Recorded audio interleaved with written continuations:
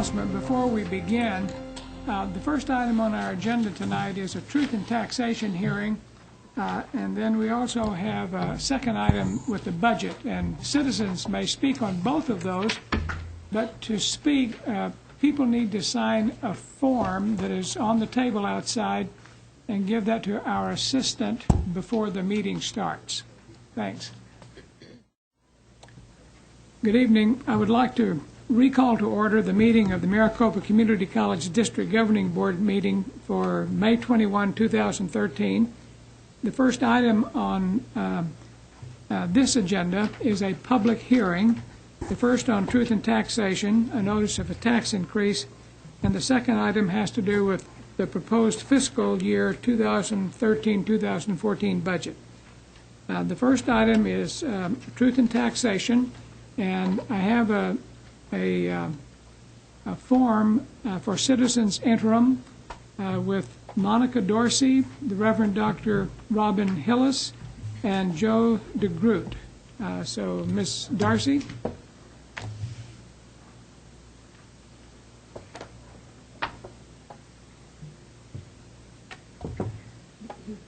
Mr. Chair and board members, my name is Monica Dorsey. I'm a leader with Valley Interfaith Project and a board member for Arizona Career Pathways.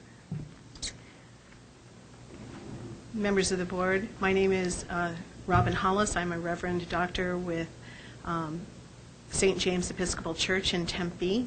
I am a volunteer VIP leader and a member of the Arizona Career Pathways Board of Directors. Mm-hmm.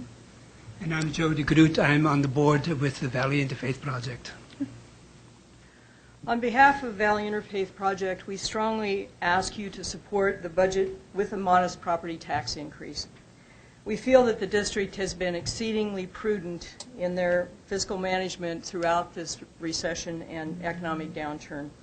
The state has placed our educational system in a vice grip and now only provides 1% of the funding for the district. The legislature has simply passed the buck on their responsibility to be good stewards of our economic future. They placed an added burden on our local governments to make up the difference that they chose not to do. Maricopa County community colleges are vital to the economic well-being and recovery of our region. Georgetown University has projected that by 2018, 61% of all new jobs will require post-secondary education. Currently, we hover at about 30%, and that number is heavily weighted to older workers. There is no way we can train our future workforce if the community colleges are not funded to maintain the services that they're doing now, but also to be able to expand their offerings and services. Arizona Career Pathways is one example of how Maricopa colleges are working collaboratively with community programs like VIP. And we prepare non-traditional students to return to school and to be successful with jobs that pay well and placing them on a path to a real career to enter the middle class. We sympathize with those who are concerned about the tax burden, but we have to remember that education is the best investment there is. States and communities that are recovering the fastest are those who invest with their people. The moderate increase in our taxes will come back to us many times over as a return on our investment. If we don't do this, we will pay the price down the line. In the future, we would also ask you to consider passing a formal resolution calling on the state to restore the funding cuts of the past 4 years. If we are serious about the state's economic development, we must put our money where our mouths are. There are no shortcuts to creating a better economy. So in summary, our many faith traditions, regardless of what your beliefs may be, but they all call us to educate, to teach, to help those in need, to raise those up. Our community college district has continued to demonstrate very strong support for enhancing the well-being of all in our communities, and has also helped us to continue contributing to the long-term economic success of our communities. VIP has been very privileged, along with the Arizona Career Pathways, and very proud to have a very strong partnership with the Community College District. And now at this time, we ask that you continue demonstrating courageous leadership and support the budget and this modest property tax increase. Thank you. Thank you. I have no notice of any other speaker on this issue. And so, are there any comments from members of the board in response? I want to thank you for stepping up and taking an active interest in education in our college, and we look forward to working with you on your efforts. I know you're working with students and trying to help them get through college, and we have the same goals, and I look forward to working with you in the past, and I really appreciate you being here supporting college. Anyone else? Thank you very much. This concludes the Truth in Taxation hearing. The next item on the agenda is item 2B, a public hearing concerning the adoption of the proposed budget of the Maricopa Community College District for fiscal year 2013-2014. This hearing is required by state law. The purpose of the hearing is to give any resident or taxpayer the opportunity to protest the inclusion of any item in the proposed budget. But first, I'm going to ask Ms. Thompson and her staff to explain on behalf of the governing board the proposed budgets. Mr. President, members of the board, in February, March, and April, we brought forward information on our proposed budget for next fiscal year to the board, and we also sought action on our tuition and fee proposal in March, and then preliminary approval of the proposed budget in April. We've since followed up with publication of our budget and truth and taxation notice as is required, issuance of press releases, and tonight is final budget adoption, and Gay Murphy will give a brief presentation along the lines of the presentations you've seen over the past few months. Thank you very much. President Burke, board members, Chancellor Glasper, CEC members, and guests. I'm very pleased to provide you with a final overview of the proposed budget for fiscal year 13-14. We started this process last summer in preparation of the financial plan. We continued with the efforts of the Chancellor's Financial Advisory Committee. We provided updates and solicited input from our colleges and from our major taxpayers. The time and effort from a lot of people have helped bring us to the point this evening. Our proposed budget for fiscal year 13-14 will increase by a net $94 million. We're looking at a projected budget decline in our capital funds as we move forward through our 2004 capital development bond program. And as we near the end of that program, we are projecting a spend down of our capital funds. In terms of our general operating fund, and that's where we pay for most of the ongoing operating salaries and support of our colleges and district office. The proposed budget includes a general operating fund increase that would provide an additional $29.2 million to support mandatory increases, key initiatives, and some tactical strategic funding needs.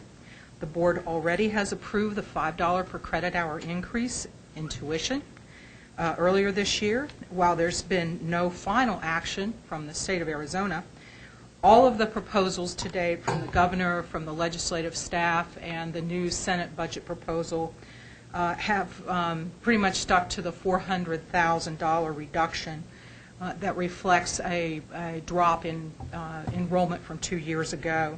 That would give us $7.9 million in state aid.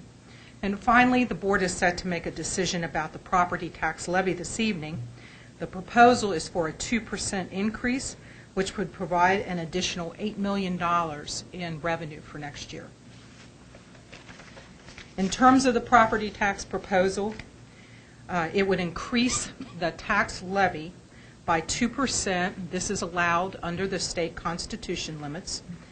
All things being equal, this would be about a $2.31 per $100,000 of assessed valuation for existing taxpayers, so that a house that was $200,000 would pay double that, or $4.62, and so on.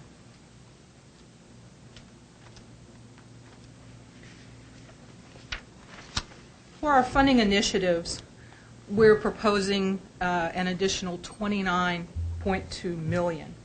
We've identified a number of student-centered initiatives that would help us attract, retain, and achieve positive student outcomes, whether that's a degree, a certificate, or a successful student transfer.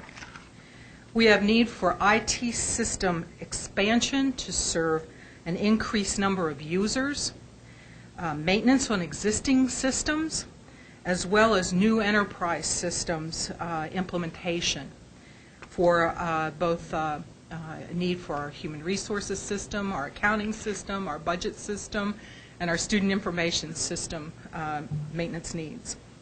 We also have a need to support our employees, who are fundamental to our district. We have some mandatory retirement and other policy-related adjustments. We have an increase in health insurance benefits costs. And finally, we have available $11.5 million, which could be used to address any remaining needs. It could be other strategic initiatives. It could be a salary adjustment. But in total, we would have $11.5 million to cover anything else. In terms of our additional funds, we have an increase projected in our auxiliary fund, which is where we report our fee-for-service activities, mostly self-supporting. And we also are projecting an increase in our restricted fund. That would include federal gifts or federal grants and contracts. Most of this, however, is federal financial aid. In terms of our capital budget, we're showing a decline for 2014, and actually that's a good thing, as we will likely show declines for the next few years as we spend through our remaining bond funds that are available through our 2004 capital campaign or capital development program. So as we go into next year, we're looking at an increase in the secondary tax rate, a small one, that will provide an additional $3.2 million in debt service needs to retire the bonds. Okay. Questions from the board? Thank you. Thank you. I did want to add that we have spent a lot of time with you, Gail, and Deborah on the budget issues, and I really thank you for all the effort you got and all the latest meetings we've had to keep informing the budgets. I feel really informed. I don't want to say what you did is not important, because this is very important, and we're talking about a lot of dollars, and we have spent a lot of time in that, and it's been a good learning curve, and I thank you for all your help in that. Okay. At this time, I will afford any resident or taxpayer the opportunity to address the governing board concerning the proposed action under consideration. I do not have any forms, but the floor is open if anyone wants to speak about the budget for next year. Hearing no request, are there any comments from the board? No? All right. This concludes the public hearings on truth and taxation and the proposed fiscal budget for 2013-2014. We will now enter a special meeting, and I will convene this special meeting to vote on the tax levy and also the budget. The first item on the agenda is item 2A, a motion to levy the increased property taxes as previously described. Is there a motion to that effect? I move to accept this motion. I second the motion. Mr. Lum moves and Burke seconds the motion for the levy of increased property taxes. Is there any discussion from the board?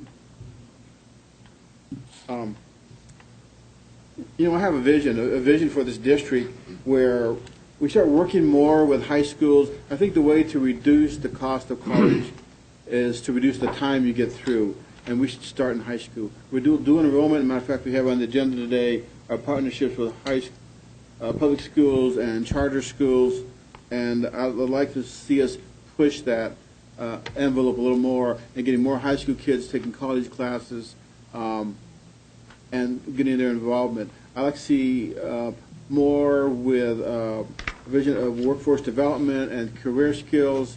I think, like the guest speaker said, high school education is not going to be enough to get a good career. Now, you need some college, you need a certificate, you need some college, some career training, and even for, say, the C-level students who doesn't want to go on to a bachelor's and a master's degree is not as, but there's some skills that you need to have to get a good job, and I think we should be the persons to set that up, and I think we need to do more on student success as far as turn every leaf, look at every corner, and helping these students.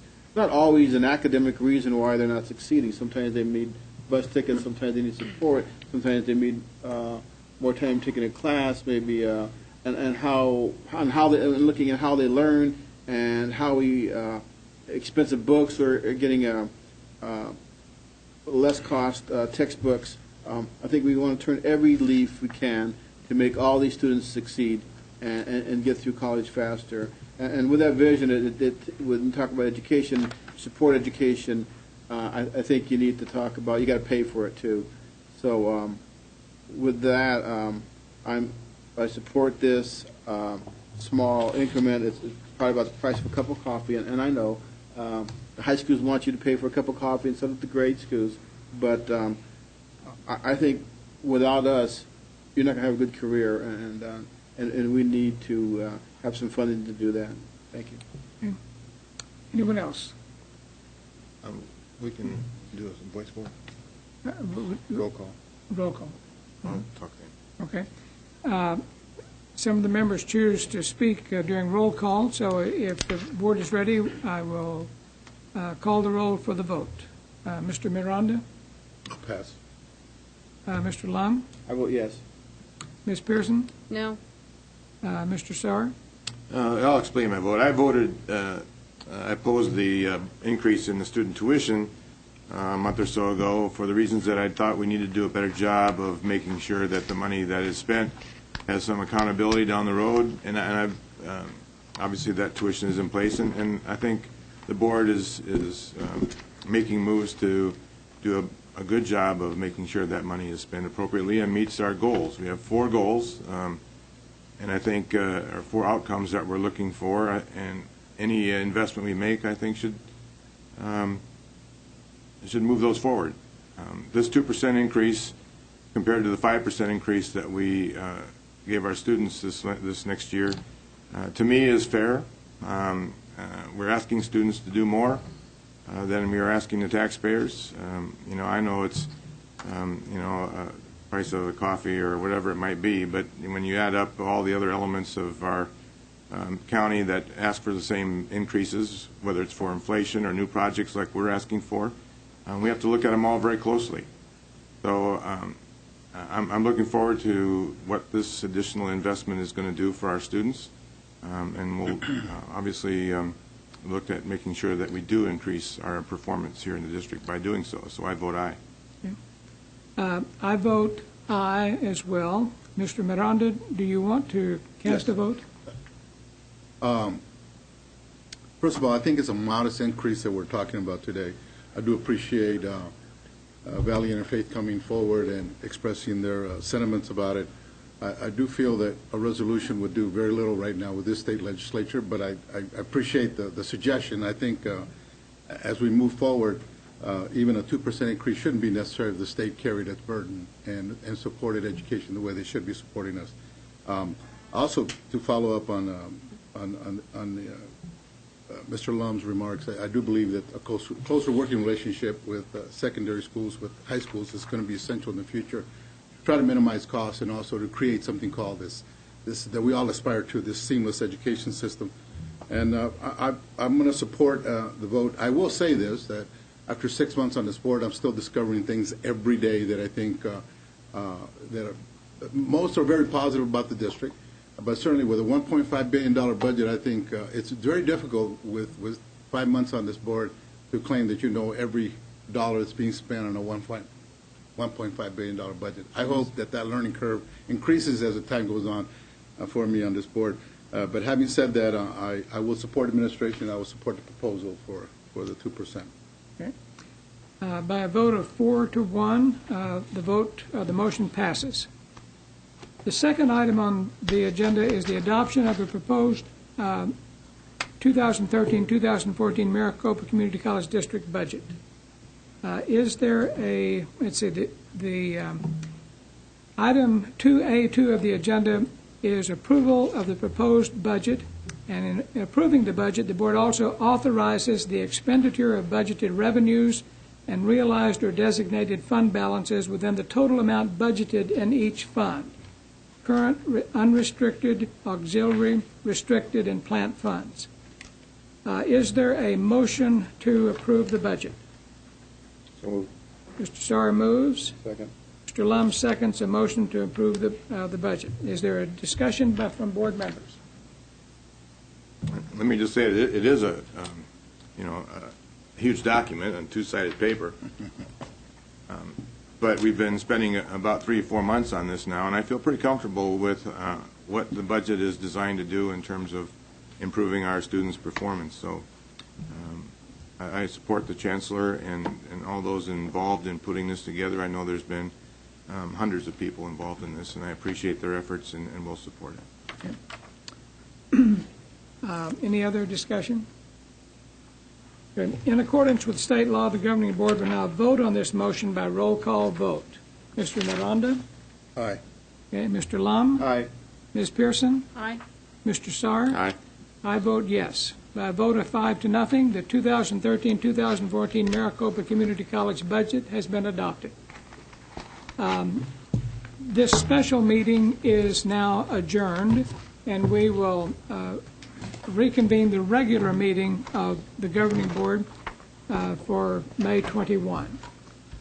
I would like to point out that we have one person sitting in for Dr. Maria Harper Meredith, Andrea Human. Appreciate your being here. And let's see. Mr. Sarr, would you lead us in the Pledge of Allegiance?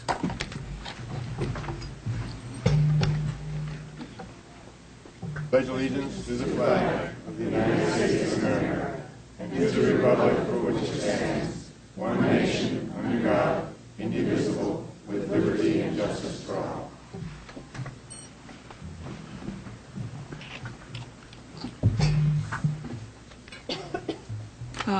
We do not have any reports from student life tonight. Students are not in class, so wish them a good summer. The next item has to do with Emeritus Awards and Recognitions. Dr. Jan Gaylor from Scottsdale Community College.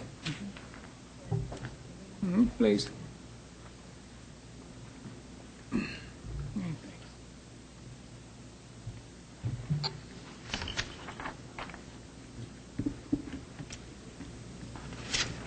President Burke, members of the board, Chancellor Glasper, members of CEC, and honored guests tonight, I am honored to be here to propose to the governing board approval of emeritus distinction for one of Scottsdale Community College's most wonderful faculty members.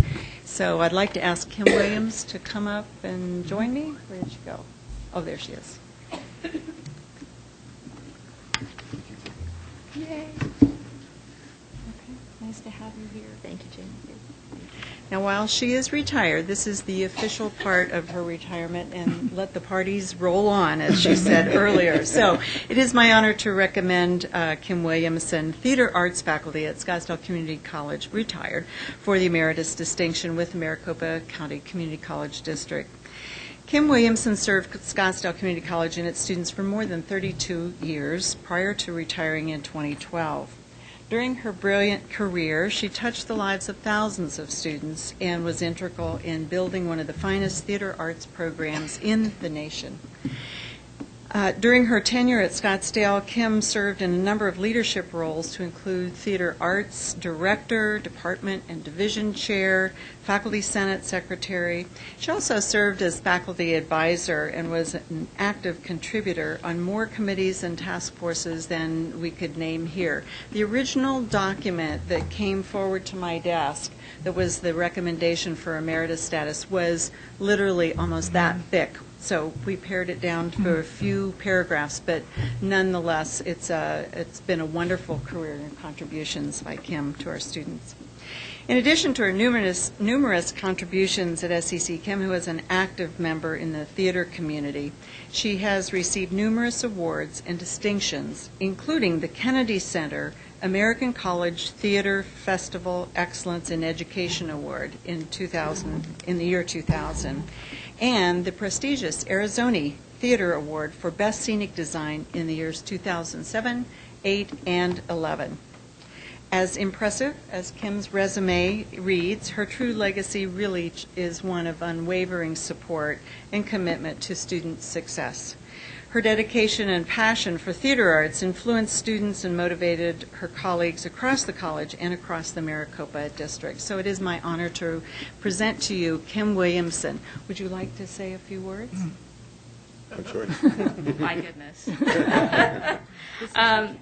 It's been my distinct pleasure to work for the Maricopa Colleges for more than 3 decades. And as my dear friend and former president at Scottsdale Community College, Art Decabooter, I actually started 1 semester before Art did. So for those of you that know the long and distinguished career that Art had at Scottsdale, I preceded him by 1 semester, fresh out of graduate school. And in the 30-plus years that I've worked for the Maricopa Colleges, I was able to meet my wonderful husband, David Weaver, who teaches at Chandler Gilbert. Our daughter now is teaching adjunct at Scottsdale Community College and also at Chandler Gilbert while she's working on her PhD in Russian at ASU. And it's been such a pleasure to see the immense growth, the number of students that I've had the pleasure to serve for such a long time, and the immeasurable success of the Maricopa Colleges. And I feel honored and privileged to receive this distinction tonight, so thank you all so much.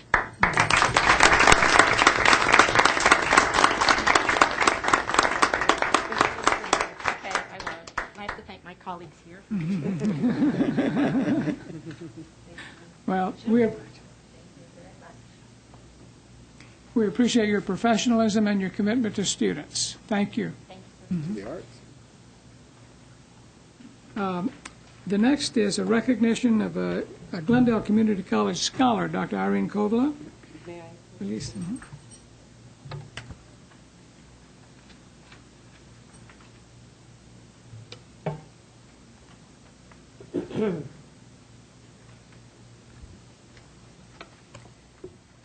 Mr. Chair, members of the board, Chancellor Glasper, my colleagues from CEC, and yes, it is truly my privilege to introduce to you an All-American scholar from Glendale Community College, Bo Gotendik. Bo, would you join me, please? Bo's accolades this year are several while serving as president of Phi Theta Kappa, Omicron Lambda chapter.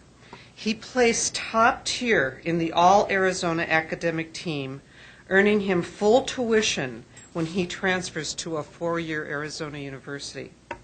He was recognized as the top scoring student in the state of Arizona and representing Arizona as the New Century Scholar, earning an additional $2,000 in scholarship funds. Additionally, he was chosen from a final pool of 1,800 students from 900 community colleges as one of only 20 All-USA Community College academic team members. These 20 team members of the All-USA Community College academic team receive additional scholarships of $2,500 each year, and their colleges receive extensive national coverage in USA Today. Bo had the prestigious honor of receiving both the New Century and All USA awards at a luncheon in San Francisco during AACC, where he was chosen to give the acceptance speech on behalf of the 20 team members. His speech was so well received that he had a sustained standing ovation. He hopes to become a molecular biologist and is currently working with ASU West New College of Interdisciplinary Arts and Science and GCC's Biotechnology Department in an ongoing cooperative research project. My pleasure to welcome Bro Gatundik.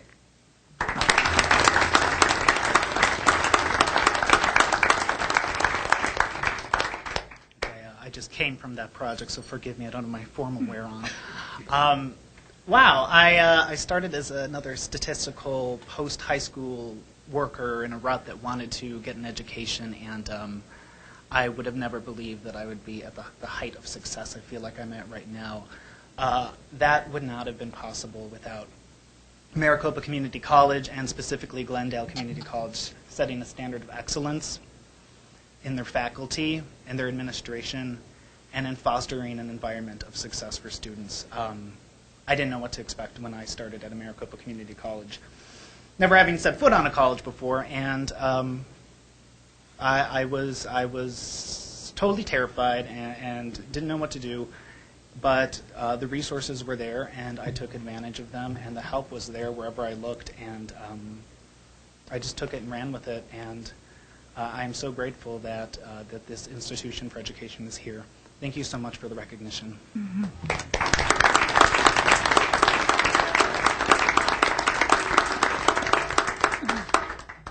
You make us proud, and we look forward to your being an example of what community colleges can do as you continue at the university. Thank you. Oh, by the way, when you get your doctorate and you become some mad scientist and you stand on a stage and are presented with all kinds of awards, if you don't mention that you started at community college, I will come back and haunt you. She will, too. I mean it. That's my pet peeve.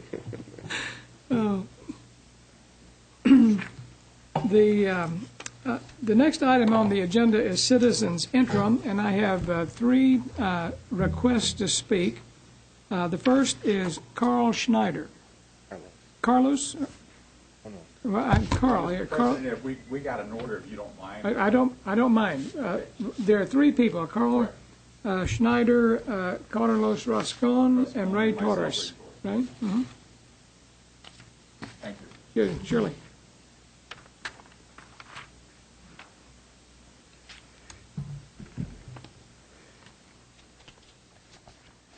Well, good evening, President Burke and governing board members. As you heard, my name is Ray Torres, and I'm here as a member of the Veteran Resource Center team. And I am proud to be amongst the company of a retired Air Force Major General, Carl Schneider, who will speak here shortly, as well as Carlos Rascon, who is retired Marine Corps Major. The reason for our presentation is that we would respectfully request from the board and the president of the board access to a board representative and or a staff member from the Chancellor's office for us to discuss and to plan out how we can work with the 10 community colleges in the district in establishing veteran resource centers is the purpose of our presentation. President Burke, I saw your YouTube video that was January of 2012, and I've got to say that our nation does face many challenges, particularly as the post-war 9/11 era vets begin to come home, and I will talk about the demographics of that in a second. But the separation of these millions of men and women in uniform is nothing short of daunting, not only for the employer community, but for the educational institution. I've been an employer-based individual my entire career. I can really appreciate the daunting task by employers in employing our veterans coming from the post 9/11 era. With that, in the minutes that I have, I know we have about 5 minutes. In the minutes that I have before you is some slides that we prepared. We didn't put it in the video up here, but we did it in the handout. Okay. And so the second page talks to the population of veterans. What's important is the great state of Arizona has 5 major military bases, significant military bases in Arizona. That is a ground for transitioning men and women in uniform leaving the services, either staying in Arizona or not. But it's estimated that some 100 to 150,000 veterans will be migrating into Arizona over the next 3 to 4 years. Currently, as of the 2000 estimates, census, there's about 310,000 veterans in Maricopa County.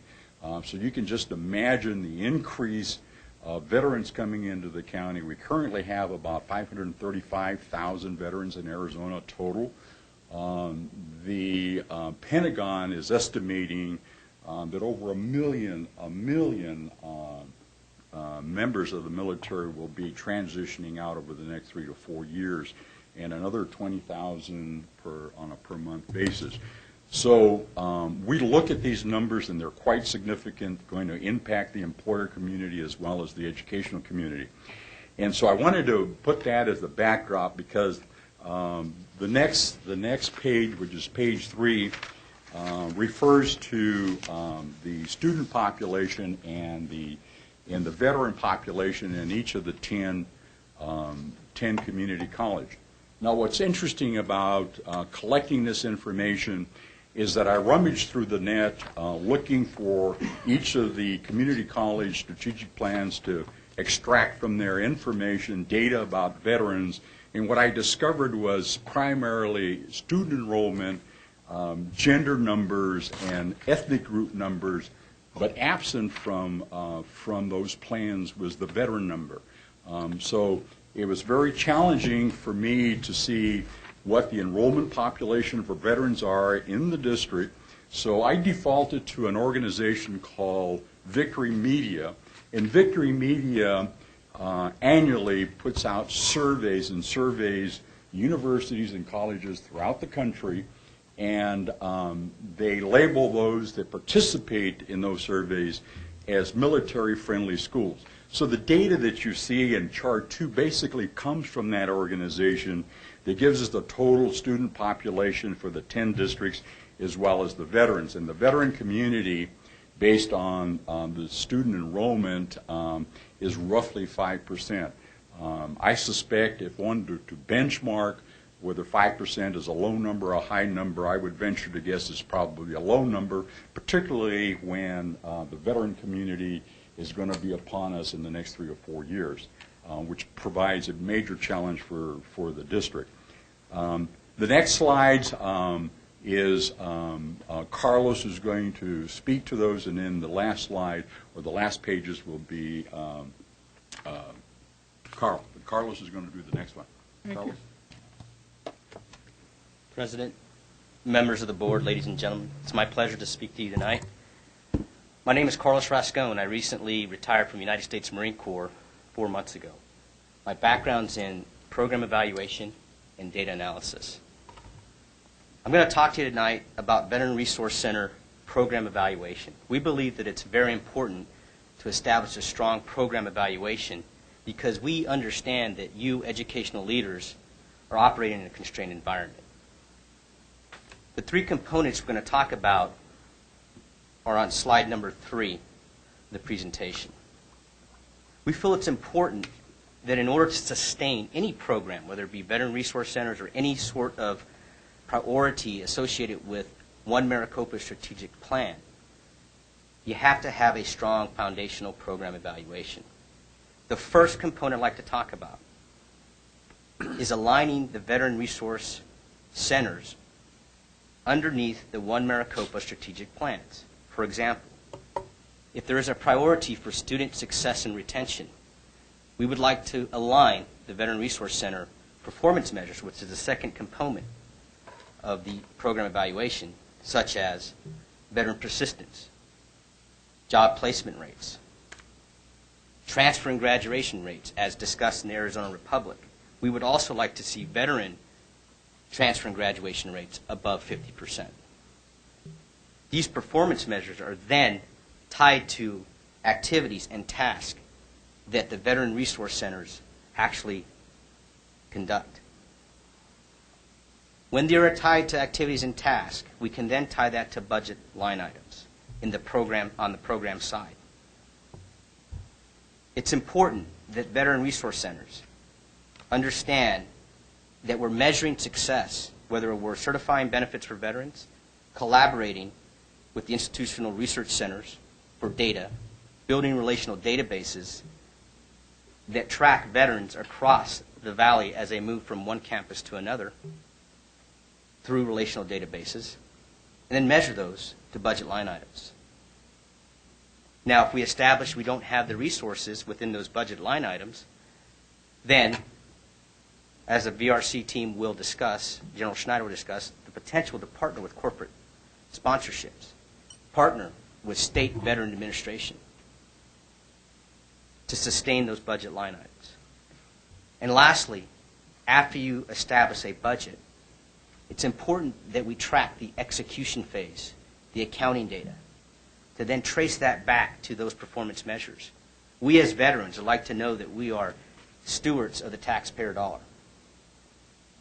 We don't want to waste money. We feel that if we can provide a strong program evaluation for VRCs, we can help our veterans succeed. With that, I'd like to turn the stage over to General Schneider to talk about the value of the Veteran Resource Centers. Good evening, gentlemen, members of the board, members here. I'm glad to see Dr. Solly, and we've got our good Paradise Valley president here.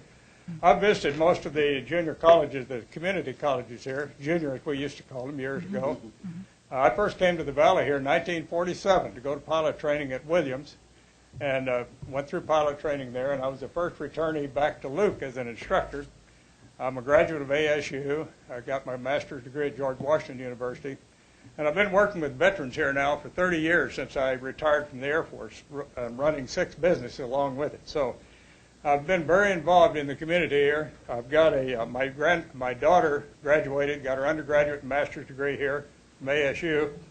My son graduated from Scottsdale Community College, and my granddaughter graduated from Scottsdale Community College and went on and just finished ASU the last semester. And my family stayed here while I was in Vietnam. So I've really stuck on Arizona. I love this place. And I thank you for the opportunity to talk to you tonight. You've got a tough job. I've been on a lot of boards over the last 30 years, including my own boards. And you've got to talk about tuition, taxes, raising rates on the students here. We've got different cultures here. You've got a lot of young people that, like my granddaughter that just graduated, has no real clue about a veteran. She couldn't relate to what a veteran goes through, and many veterans can't relate to the current culture with the community colleges. So that's a real issue I know that you're all working about with you. There's a real difference between a veteran coming back from a combat situation and a high school student coming into a junior college. My personal experience, I came back from Korea, and I flew 100 combat missions in Korea, went back to college, and it was total indifference. Most of you remember, people were tired of the war in World War II. They didn't like Korea, and it was just total indifference. I came back from Vietnam. I didn't tell anybody I was a Vietnam vet because I'd have been spit on. So I just snuck back into ASU and finished the degree I was working on and went on my way. So, but there is a culture shock, believe me. When you come out of a combat environment, one day you're getting shot at, you get on a commercial airplane, you land in San Francisco or New York, and you come back and see what's going on in our country, it's really a culture shock. So we feel that veterans really deserve a really measure of assistance when they come back. Number 2, they need a place to support each other. In the military, they call it a day room. In the fighter pilot business, you call it the ready room. And it's a way to get all the veterans together and be able to tell war stories, support each other, help study, and so forth.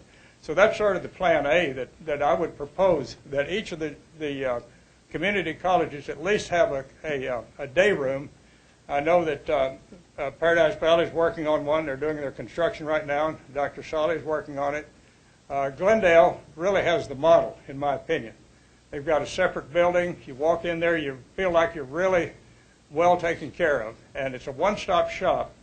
I was on the founding board of the ASU Veterans Club, and we're trying to get a student veterans club in each one of the junior community colleges. This is a major national organization that's well respected, and if we get all those going, that will help support the veterans. One other point here, well, I've already mentioned those two. The benefits we see are financial. There's a substantial benefit to a community college to get a veteran in, have them go all the way through on the GI Bill, and then come to ASU, NAU, or U of A. So that should be considered in your budgeting, because the more veterans you get in, and the more that complete the program, the better it is to the budget for each one of the schools here. I understand the successful graduation rate's about less than 50% in the junior colleges. We need to update that. It's a crime that we don't get more students through and get them completed through college. I had to pay my son's way through, and I paid my granddaughter's way through. And believe me, $100 and some odd thousand gets pretty heavy. So it's I know a lot of you have had to do the same thing without kids not having scholarships. And we need a higher transfer rate to the four-year colleges, ASU, NAU, and U of A. Gives the veteran better job opportunities. If I hadn't gotten my undergraduate degree and my master's degree, my boss told me I wouldn't have been considered for a promotion. So that's the same thing in a lot of civilian jobs. If you don't have that degree, you're not even considered, although you may be just as good as anybody else. And it reduces the support on the other agencies in our community. If students don't get through, some of them get on drugs, they get on alcohol, they get in homeless shelters. It's a lot of community problems if we don't get these young folks through the whole program. So as Ray said, what we're asking tonight is that you appoint a representative from your board to further work with our facilities, planning, and staffing at all of the 10 junior colleges, community colleges. And the handouts will provide much more detail that all of you have there. And I really thank you for the time and opportunity to do this, and I assure you that I keep flunking retirement. And, as I say, I've started 6 businesses, and I've got all those spun off now, and I'm really putting my focus on helping any veteran. I've helped a lot of veterans over the last 30 years, and I want to continue as long as I'm healthy and able to do it. So thank you very much for your time. Thank you.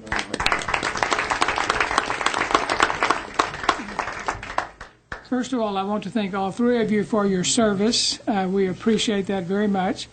And thank you also for your commitment to veterans.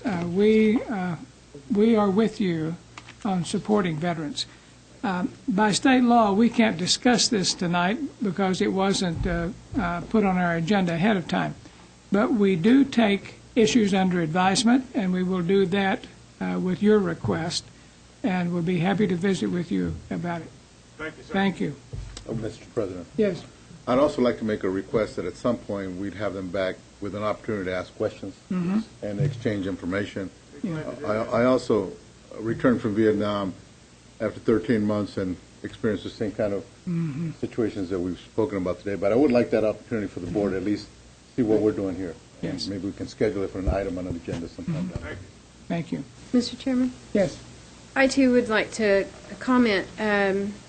My husband's son, Tyler, returned from Afghanistan and Iraq just recently, and no matter how hard I tried, community college wasn't where he was going. And he, after a year at ASU, has re-enlisted because civilian life and college system just didn't fit, and he's not the only one. We're losing these kids, these boys, when they come home.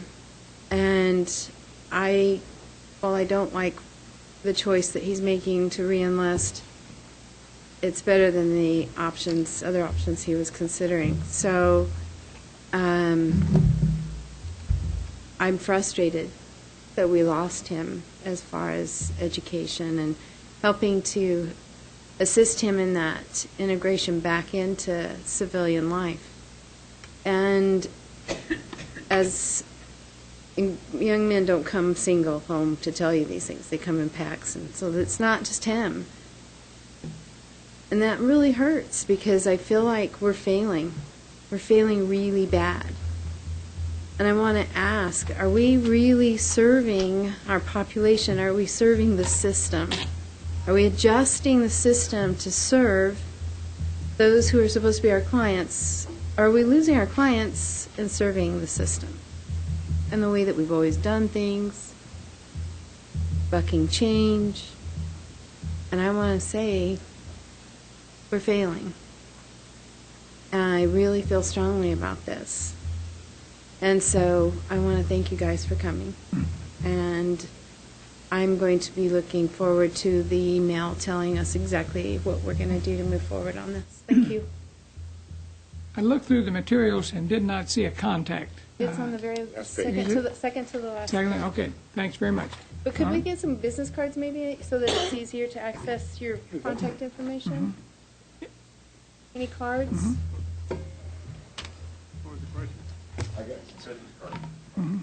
Great. Mr. Thank you very President, much. Mr. President, I just want to thank you guys. Thank you. It's a fine, distinguished group of men who served our country, and I think we do have some veteran services now, but we look forward to a continued discussion. Thank you. Thank you very much. We now move to the approval of the order of the agenda. Is there a motion to approve? So moved. Mr. Lum moves. Second. Mr. Miranda seconds a motion to approve the order of agenda. Is there any discussion? Hearing none, all those in favor of approving the order of the agenda, please say aye. Aye. Opposed, no. Motion carries. The consent agenda. Does anyone wish to remove any items from the consent agenda? Hearing none, is there a motion to approve? So moved. Mr. Sarr moves. Second. Mr. Lum seconds a motion to approve the consent agenda. All of those in favor of approving the consent agenda, please say aye. I'd like to make a comment. Yes? I know I was hoping we were going to have discussion. Anyway, no, it's not that I want to pull an item. I thought about doing that and having an amendment to the consent agenda, and then I decided rather than do that, I'm just going to express that, again, on new employment and all of this, we don't have a reason. If this is a filling of a position that was vacated or if it's a newly created position. Yeah, we got it. We did? Yep. All of this just tells me. It doesn't show it on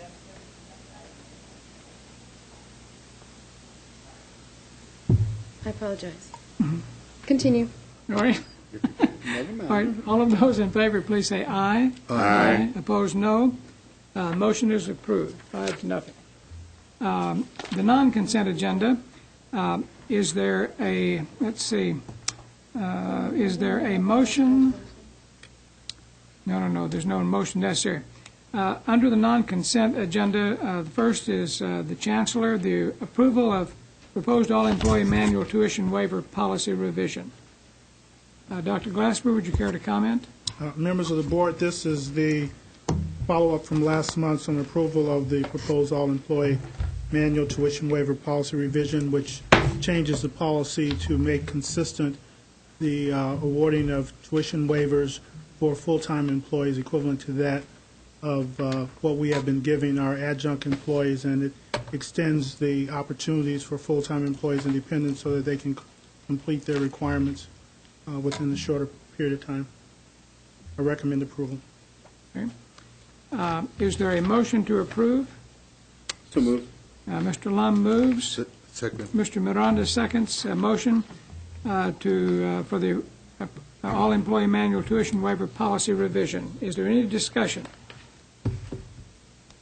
Hearing none. All those in favor, please say aye. Aye. Opposed, no. No. Okay, the motion passes 4-1. The second item is the Academic and Student Affairs, approval of a contract award, the Science Foundation of Arizona. Ms. Buman?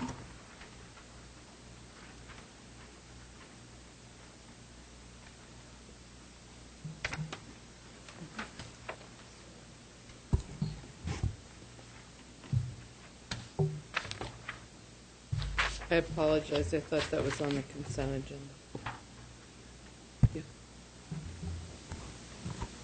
This is a recommendation to award a contract for $285,000 for professional services from the Science Foundation Arizona. It's part of a large grant that was granted to Estrella Mountain Community College. The project is also at Chandler Gilbert Community College and some other colleges in the state to train workers in the energy industry. And it's a subcontract to the Science Foundation Arizona. Is there a motion to approve? So moved. Mr. Sarr moves. Mr. Lum seconds a motion to approve a contract award for the Science Foundation Arizona. Is there any discussion? I'd just like to thank staff for providing follow-up information on this from our agenda review meeting last week. Okay. Great. Any other discussion? All those in favor, please say aye. Aye. Opposed, no. Motion carries unanimously. The next item is a contract award for the Center for Energy Workforce Development. Ms. Buman? This is the same grant from the Department of Labor to Estrella Mountain Community College, and this is a contract for $900,000 to the Center for Energy Workforce Development, which will be providing consultation and technical assistance as outlined in the item. Mm-hmm. Okay. Is there a motion to approve? I move approve. Mr. Lum moves. Second. Mr. Miranda seconds the motion to approve the contract award for the Center for Energy Workforce Development. Any discussion? Well, I would like to make a comment. This is a significant award, and it involves 5 community colleges in the state, and I'm saying this for the public. Estrella Mountain, Chandler Gilbert Community College, Northland Pioneer, Yavapai, and Pima are involved in this, and they are training workers to replace retirees at APS and energy companies. A significant number of them are retiring over the next 5 years, and our schools are training people to take those places. So they're going to keep us cool in the summer, warm in the winter. I think this is significant. And the lights on. And you forgot the lights on. Yes. We got the person in the audience who's kind of running this thing. Clay, I appreciate your work on this because it's not only thinking about today, but much greater in the future. Thank you. Great. All right, all those in favor, please say aye. Aye. Opposed, no. Motion passes unanimously. Let's see. The next item is the approval of a contract award for Cooter Incorporated. This is the third contract that is a sub-award from the Department of Labor for the same grant to Estrella Mountain Community College, and this is for services from Cooter, which is a career coaching software that all of our colleges use, but this engages the company in more extensive consultation and direct support to students who are involved in the grant. Mm-hmm. Is there a motion to move we approve this item? All right, Mr. Lum moves. Second. Mr. Sarr seconds the motion to approve the Cooter contract. Any discussion? This involves high school students, too, doesn't this program? I thought I remember discussing that. Yes, it does. Yes, right. But I just wanted to point out, this is another example of community colleges working with high schools and doing some cooperative efforts to help students succeed. I think that's notable. All right, any other comments? All right, all those in favor, please say aye. Aye. Opposed, no. Motion carries unanimously. The next item is the approval of new vision and mission statements for Rio Salado College. Ms. Buman? This is a recommendation for the governing board to approve Rio Salado College's new vision and mission statements that more accurately reflect their direction for the future. Okay. Is there a motion to approve? So move. Mr. Miranda moves. Second. Mr. Sarr seconds. Motion to approve the vision and mission statements for Rio Salado College. Any discussion? I would like to ascertain from the president his thoughts on this. Sure, Mr. President, Mr. Sarr, other members of the board. What we're doing here is really just realigning after the HLC accreditation, successful one that we had.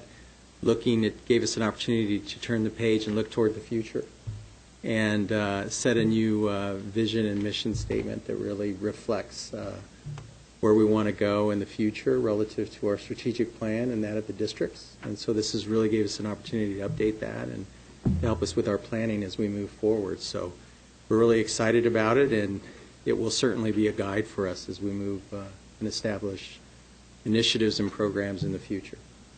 So thank you. And what are you talking about? You say personalized services and organization responses. What is the goal there? Mr. Lum, the goal there is really in online education as we build our learning model.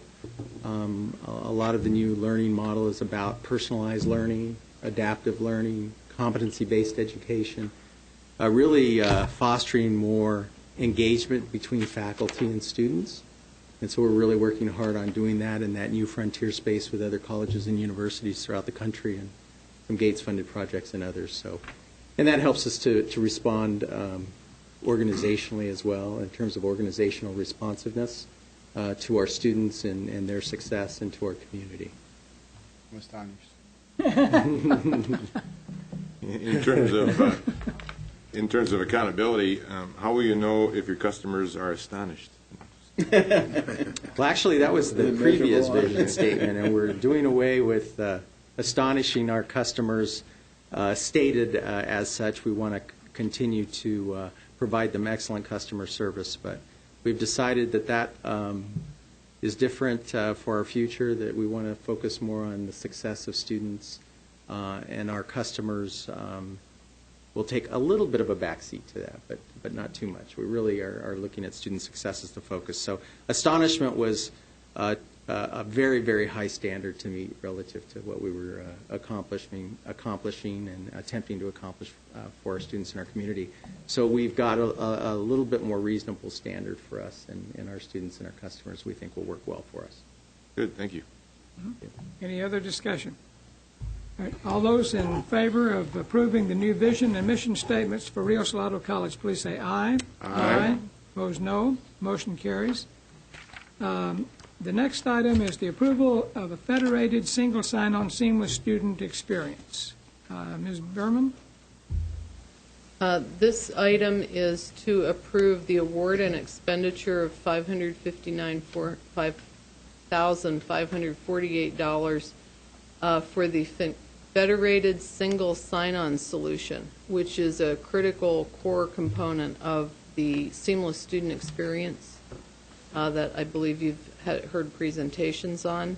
And this will allow a student to get into all Maricopa systems that are student-focused with one single sign-on. So they will not need to have different passwords and logins and various pathways to get into the system. And their information? Yes. Excuse me, Mr. Chairman. Okay, is there a motion to approve? So move. And Mr. Miranda moves. Second. Ms. Pearson seconds a motion to approve the federated single sign-on seamless student experience. I have a question. Do students currently have access to all the community college libraries when they sign in as a student? And if not, will this allow them access to all the libraries? It doesn't. May I ask Lauren to address that? Dr. Lauren Schellenberger will help address that.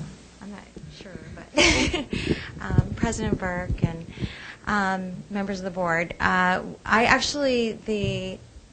the access to the library could potentially happen as a result of this. The sign-in will allow students to sign in once and be in all of the systems at a college at one time, and all of the enterprise-wide systems like the student information system and the their email and Canvas or ReoLearn, those things. But the libraries, I do believe, and we can check on this, have some separate access for students at those particular colleges at this point. That's my understanding. Jonathan, do you know any different? No, I don't know any different, President Burke.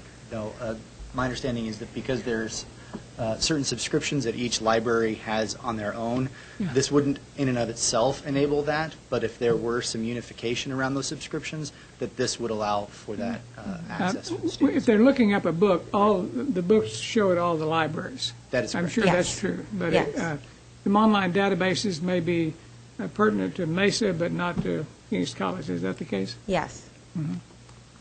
So we're basically buying software here. The bulk of the money is going to. And do we manage it, or how does this work? Are we contracting? I see a salary on here. President Burke, Board Member Lum, yes, it's primarily software that we're referring to here, and then the installation for that software. It's a subscription model for 3 years. And go ahead. We have to pay this every 3 years? Mr. Lum, no, we wouldn't necessarily pay this every 3 years. We're going to reevaluate after 3 years to see if there's another product that we should look into or another way to provide this service. But this is the right service for the right time. Yeah, Dr. Laura and Dr. Paul Dale, do you have comments on how this fits into your plan for a seamless student experience? Board Member Sard, this is one of the critical factors that we had wanted to do, is to make sure that all students at the campuses were able to sign in and use just one sign-in system and access all of the resources. As the new portal comes along also, this will address that and enable, this is part of what's needed to enable us to be able to use a single portal. Well, it's part of your plan. Yes, it's part of the plan. It's always been established as part of one of our initial activities. Thank you. Yeah. Any other questions? Thank you. Thank you. Mm-hmm. All right, all those in favor of the motion, please say aye. Aye. Opposed, no. Motion carries. Let's see. The next item is under Business Services, approval of a conceptual approval for implementation of a new financial management system. Ms. Thompson? Mr. President, members of the board, in the mid-1990s, the district replaced its legacy accounting system with a product from Oracle, and we have had that product in place in one form or one version or another for the past 17 years. We recently were notified that Oracle has stopped developing the product so that there's no new functionality being introduced into the product, and that it is their intention in the next 2 or 3 years to cease support of the product. We do require support of our accounting and all of our systems in order to make sure that Oracle, who can help us correct any issues that exist and keep our system running.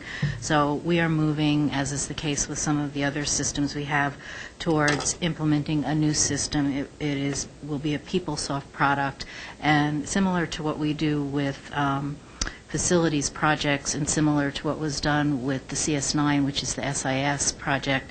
This is a conceptual approval for up to $7.5 million to move forward with the implementation of a new accounting system from PeopleSoft and to replace the existing component parts of the current financial system. Is there a motion to approve? I move we approve this item. Mr. Lum moves. Mr. Sarr seconds a motion to approve the purchase of PeopleSoft Financial Management System. Any discussion? Mr. Thompson, this is just the conceptual approval, so you'll come back to us again with more complete numbers and more specifics? Mr. President, Mr. Sarr, members of the board, the next item actually is a further piece of this, because the next item is looking at the purchase of the system and the hosting capabilities. So it's not on top of the up to $7.5 million. It is a component part of the $7.5 million. Gotcha. Right. Okay. Any other discussion? I do. I have a question more than anything. Yes? My question is more, I know that IT has not been included in the statute as far as executive session discussions, but to me, this is as close to real estate prices as you're going to get. And it's kind of like a real estate purchase in this property, be it IT. But I just feel very strongly that when we do a conceptual approval of $7.5 million, I just think that these are discussions and figures that should be in executive session and qualify for executive session, so that then, and I know the attorney's going to argue with me and tell me I'm wrong, but I just feel very strongly about this, because I would like to even challenge the legislature and some of the other governing bodies that set the rules for this kind of stuff, because to me, if I'm in the software business, I'm going to be listening to these conversations and I'm going to know these numbers, and I'm going to be doing just exactly what we avoid by going into executive session on the purchase of property and this type of money discussion on this board, and what I'm then going to know I can charge. And so this really raises a lot of concern for me when we are sending out this kind of information in this manner. Any other discussion? All those in favor? I agree for different reasons with what Ms. Pearson said regarding this. I mean, I think we should. I mean, I wasn't at the agenda session this past week or when it took place. This was my birthday, so I missed that one for the first time. But this is a large expenditure. I do support IT. I do believe that we've got to go to a higher level in terms of implementing this. But I do believe that at least myself as a board member need to understand what we're spending it on and how we're spending it, how it's going to work, and what other options are available.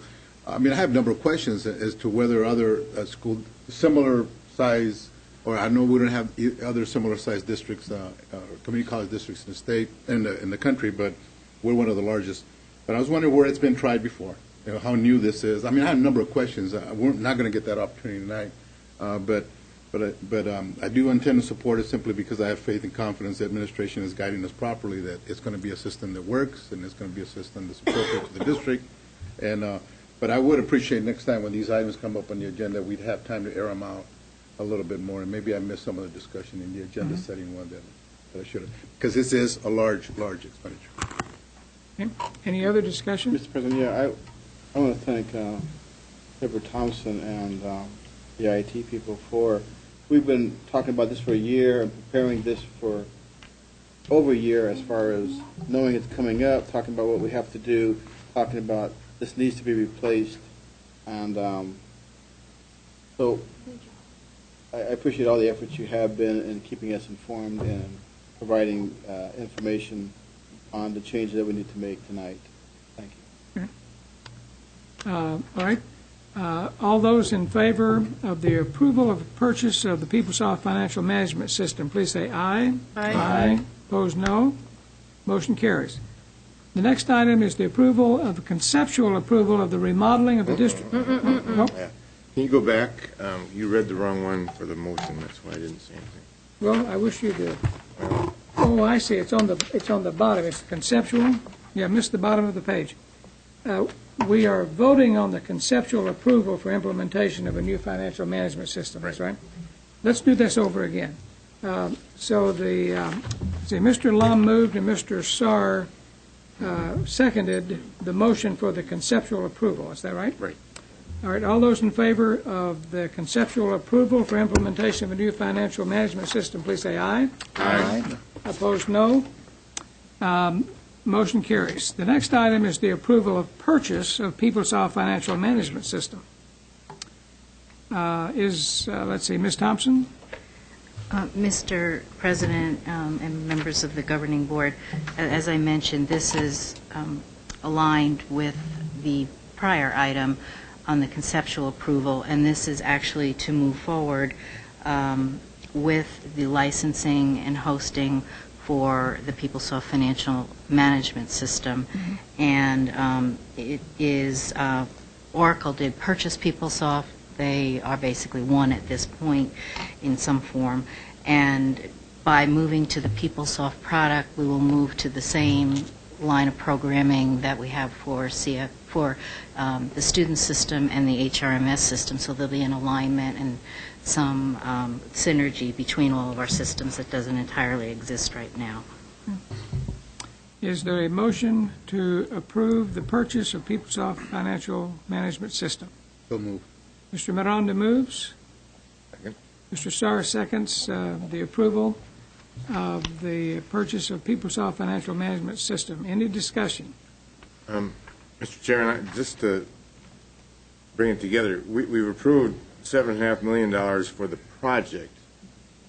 This is just a component of that project. Is that not correct? Mr. President, Mr. Sarr, this is just a component. Other possible components might not even have anything to do with the Oracle Corporation, so it might be consultants that we need to bring in who will actually help us with the implementation. They would be knowledgeable and specializing in PeopleSoft, but they wouldn't necessarily be part of the PeopleSoft or the Oracle Corporation. So what we're doing here is just saying that we're going to write a check to Oracle for 1.17. Okay. Are we going to have two systems while this is going up? Mr. President, Mr. Lum, and members of the board, when we moved over to Oracle and we just cut over, basically, I don't know that there's been a decision made as to whether there'll be simultaneous running of the two systems. Any other discussion? John, does this mean that just a little bit? To be clear, as you put in... Can you come up to the mic, please? We're on being taped, so. Good evening. It's a pleasure to be here.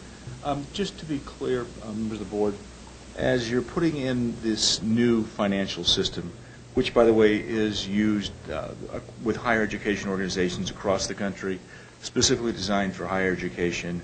Some applications are made to be multi-purpose. This was designed specifically with the kinds of needs in place that Vice Chancellor Thompson and others need. So as you put this, as this system is implemented, the current financial system will continue to run. At some point, there will be a cutover. The question becomes, once the project is ongoing, do you cut it all over at the same time, called sort of a big bang approach, or do you say, hey, we want to cut over this piece of the system, this piece of the system, and this piece of the system? So in reality, until that project plan is put together, you could have for a short period of time, or even a little longer period of time, parallel systems in place, and then at some point the other system would be sunsetted and it would go away, as would all the support costs for it. So, yeah. Define little period of time. Define extended period of time. Under 12 months would be, you wouldn't go through a full cycle being 12 months. So in reality, it could run for as short as a quarter. It could, it depend, I think the go-live date could be such that you need to run the other system during a crucial reporting period or a crucial period to get some financial documentation out. And sometimes you just have to stay with the old system, and sometimes you have to run parallel systems. It just really is timing and the way that the final business user, in which case Vice Chancellor Thompson, decides that she needs this system rolled out. Again, this is a business-driven process, not an IT process.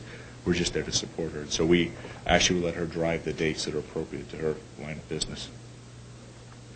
But it won't be for years. It might run for several months, but I wouldn't anticipate much beyond a quarter. Okay. Thank you. Any other comments? Yes. No? John, so is this the only game in town, Oracle, for this? Because I read in here, it says that purchasing agrees that competition is not practical for this purchase. Yeah, so as you look at a system the system we currently have, the CFS system, there's a natural migration path for it. And so what happens is you have the current system, you need to replace the system as stated. What's makes the most sense in terms of best practices? And we can define best practices at a later date, but what is the best way to go forward? We currently have a big footprint with Oracle in our HR system and our student system. It makes most practical sense to go with an Oracle product, therefore aligning your whole technology stack with Oracle. We could have potentially gone out and looked for other systems, but then when you start talking about the total cost of ownership of the system, that means we could potentially have to hire a whole different line of business programmers in-house. We'd have to bring in a different kind of all kinds of different services that we currently don't support. And so it could actually, where you might say I'm saving $10, it might actually cost you $20 real because of the additional costs. And so when we talk about this, we really want to consider the total cost of ownership of the system. So it just makes it almost infeasible once you get to this system and you buy these other systems to move off and have this sort of disparate system out there on its own. It just doesn't make good economic sense. Thank you. Okay. Any other discussion? Good. Thank you. Okay. All those in favor of the approval of purchase of PeopleSoft Financial Management System, please say aye. Aye. Opposed, no. Motion carries. The next item is the approval, the conceptual approval of the remodeling of the District Public Safety Operations Center and approval to purchase related equipment. Ms. Thompson? Mr. President, members of the board, you'll recall that the district purchased three buildings across the street from the Rio Salado campus, and two of those buildings are being developed for use by Rio Salado, and one is for a system-wide public safety operations center. We will move towards centralized dispatch. Currently, dispatch is occurring individually at every college, so we will move towards centralized dispatch, and that's some of the equipment that's being purchased and some of the activity that will occur in this facility. Additionally, we have a need to replace our radio system. It is antiquated. There's no interoperability, so no ability to communicate between colleges or with other law enforcement entities. And we are not going to be in compliance with federal requirements in terms of radio communications without the purchase. So this is both to further develop the facility beyond the shell that exists currently, and then for the purchase of the equipment for the facility. Okay. Is there a motion to approve? So moved. Mr. Lum moves. Second. Ms. Pearson seconds a motion to approve the conceptual approval of remodeling of the District Public Safety Operations Center and approval to purchase related equipment. Is there discussion? We have to pay real rent for this place? No. Okay. Any other discussion? All right, all of those in favor of the conceptual approval of the remodeling of the District Public Safety Operations Center and approval to purchase related equipment, please say aye. Aye. Opposed, no. Motion carries. The next item is approval of a contract award for remodeling of the T1 building at Glendale Community College. Ms. Thompson, please.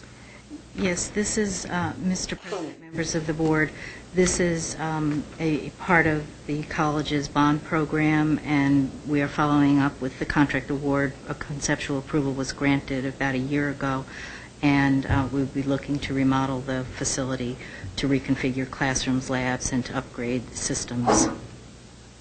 Okay. Is there a motion to approve? I move. Mr. Lum moves.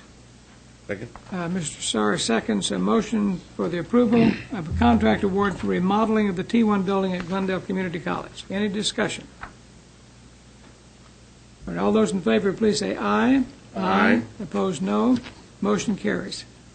The next item is the approval of a final contract award for the construction of the Coyote Center at Chandler Gilbert Community College. Ms. Thompson? Mr. President, members of the board, this is a very significant project for the college, both an athletic center and a kind of one-stop, if you will. And prior award was to start on some site work and underground utilities and some purchasing of long lead time items. And this is now the final proposal for the balance of construction costs that are projected. Okay. Is there a motion to approve? So moved. Mr. Sarr moves. Second. Mr. Lum seconds a motion for the approval of final contract award for the construction of the Coyote Center at Chandler Gilbert Community College. Any discussion? Hearing none, all those in favor of the motion, please say aye. Aye. Opposed, no. Motion carries. Can someone check the air conditioning? Is it on? Don't pay the bills? Someone check, no. We can't afford to after all the money we spent tonight. Mr. Burke, I've already asked the Yes. It's getting a little cooler, I can tell. Really? Yes. I'm sitting in the wrong I place. think we're just getting a sweat from all this money we're spending. Putting us into Think cool.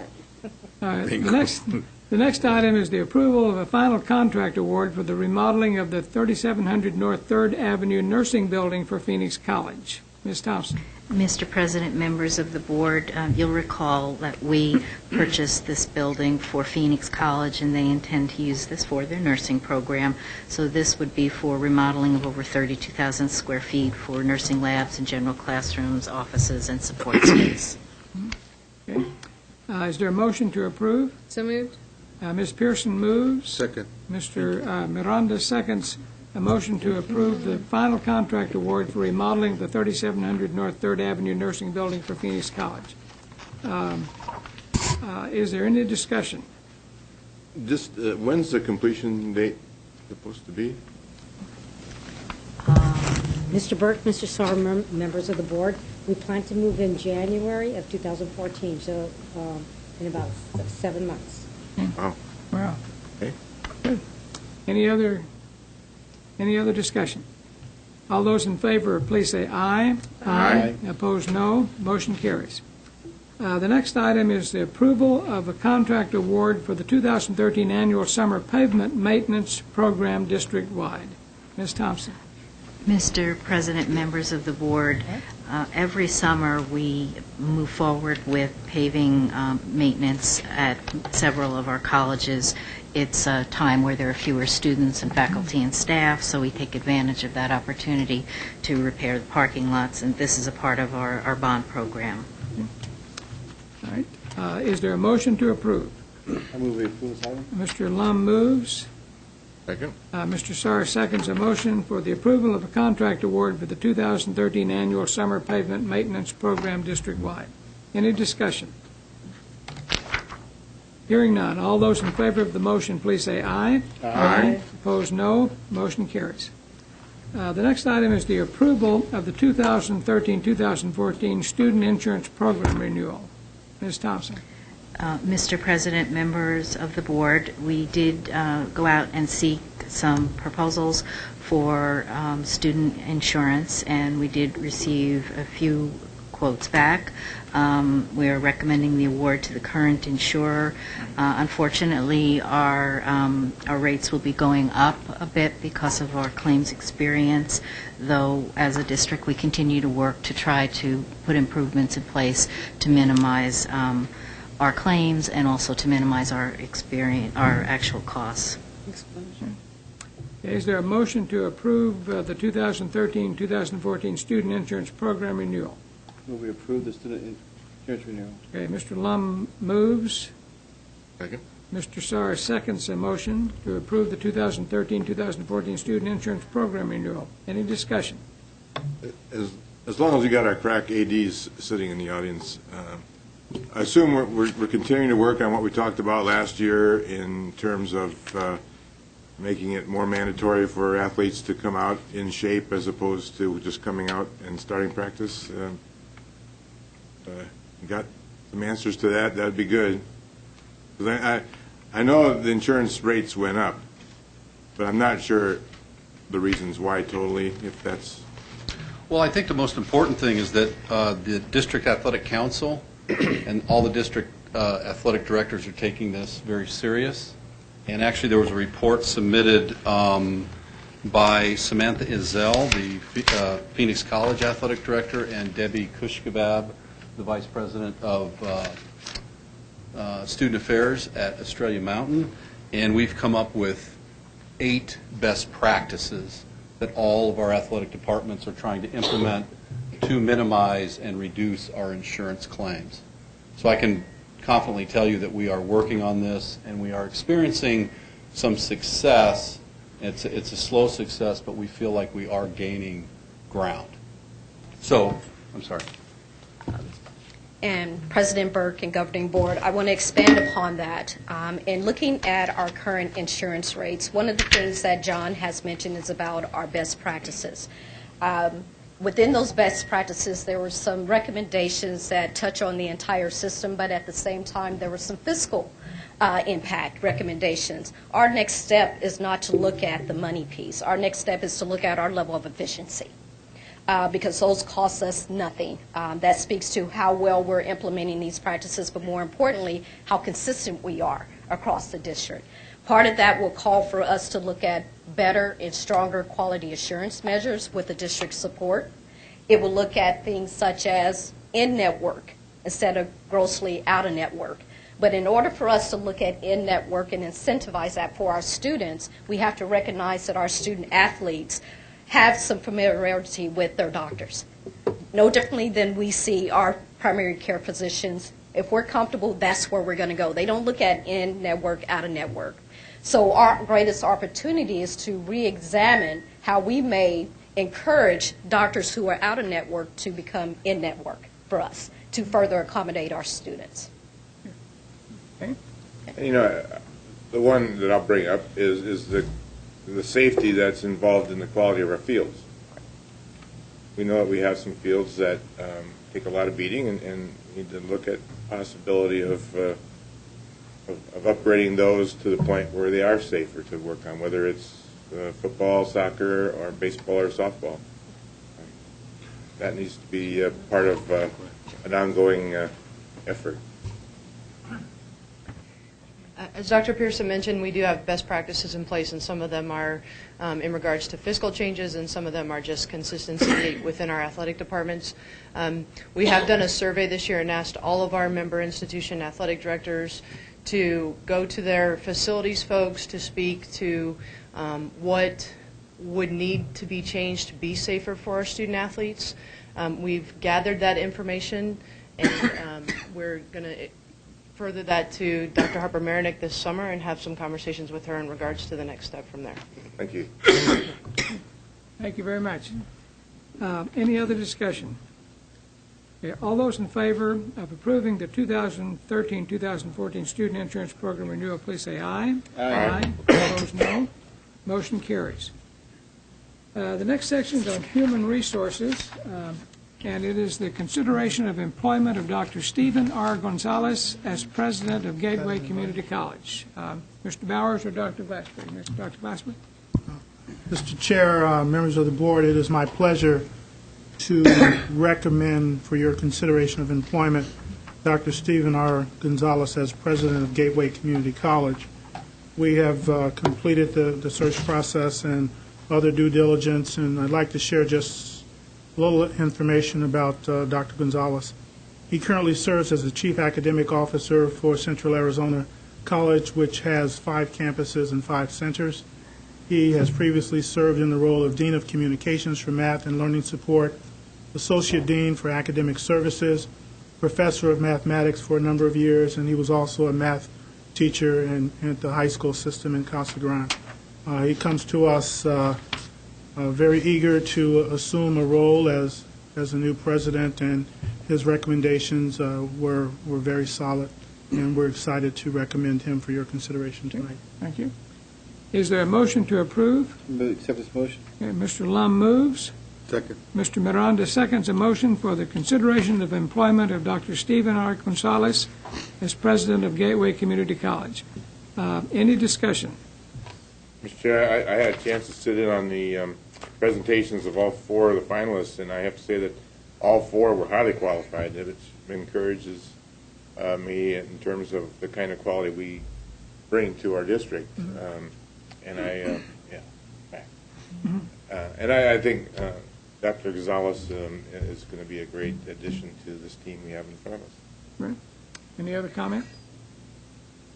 Okay, all those in favor of the employment of Dr. Stephen R. Gonzalez as president of Gateway Community College, please say aye. Aye. Aye. Opposed, no. Motion carries.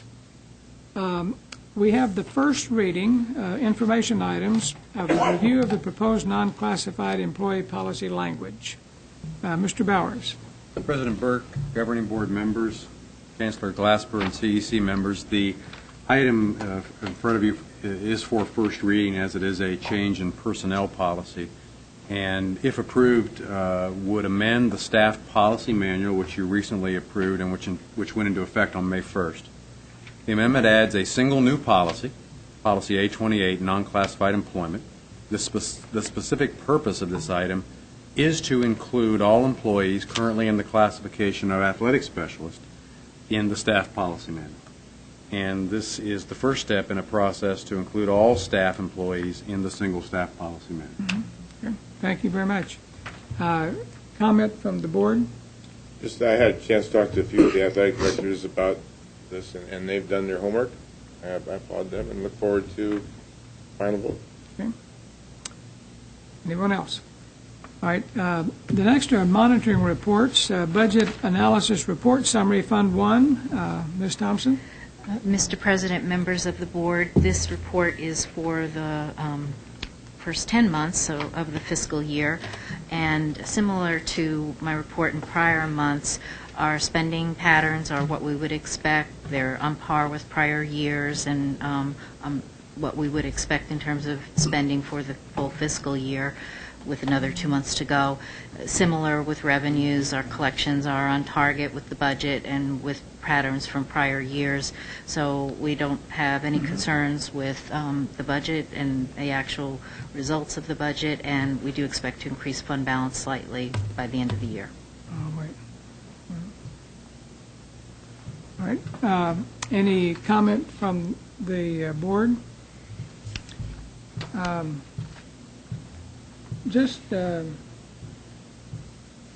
We have a question about an action item, and if you give me just a second, we need to, this is VA1, the all-employee manual. We did vote on the all-employee manual. VA1? Yes. Mm-hmm. We did. Okay. All right. The next item on the agenda is community linkage, governing board reports. Mr. Lum. I was pleased to be with a majority of the board at the all 5 of the convocations, and it was great to see such board turnout.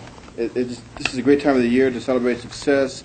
The students who are graduating, and our graduation was dynamic. Dr. Lara did an awesome job. It was at the baseball park, and it was a great venue. So congratulations to all the presidents, faculty, staff, everybody for all the hard work that goes into making it this year successful. Mm-hmm. Great. Mr. Miranda? Yeah, briefly, I had an opportunity to visit Glendale Community College, had a wonderful reception there. Really enjoyed talking to, especially the students. The students were very well informed, and I compliment the president for what you did. I mean, you brought a great group together to inform me about what's going on the campus.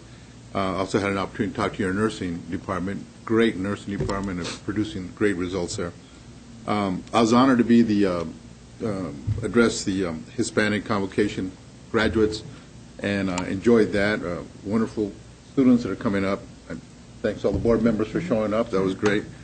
And I was at the Southmount graduation, another great class. I remember speaking to the graduation class about 4 or 5 years ago, and it never ceased to amaze me how they're growing. Every year grows more. We had over almost 300 students that they graduated, and most of them did participate.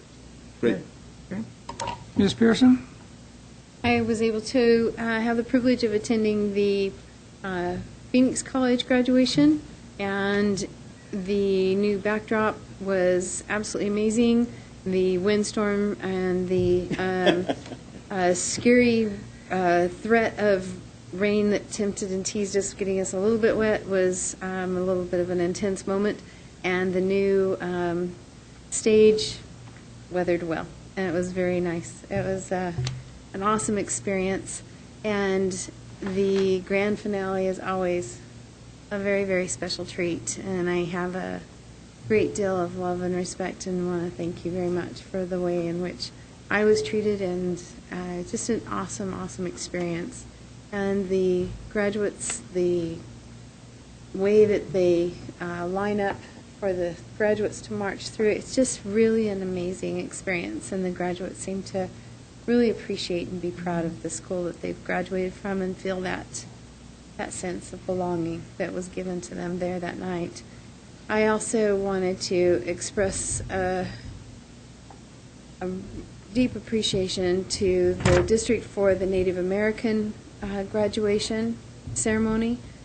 I especially wanted to acknowledge this. One lady came across the stage and she stopped and she said, "I have to tell you something.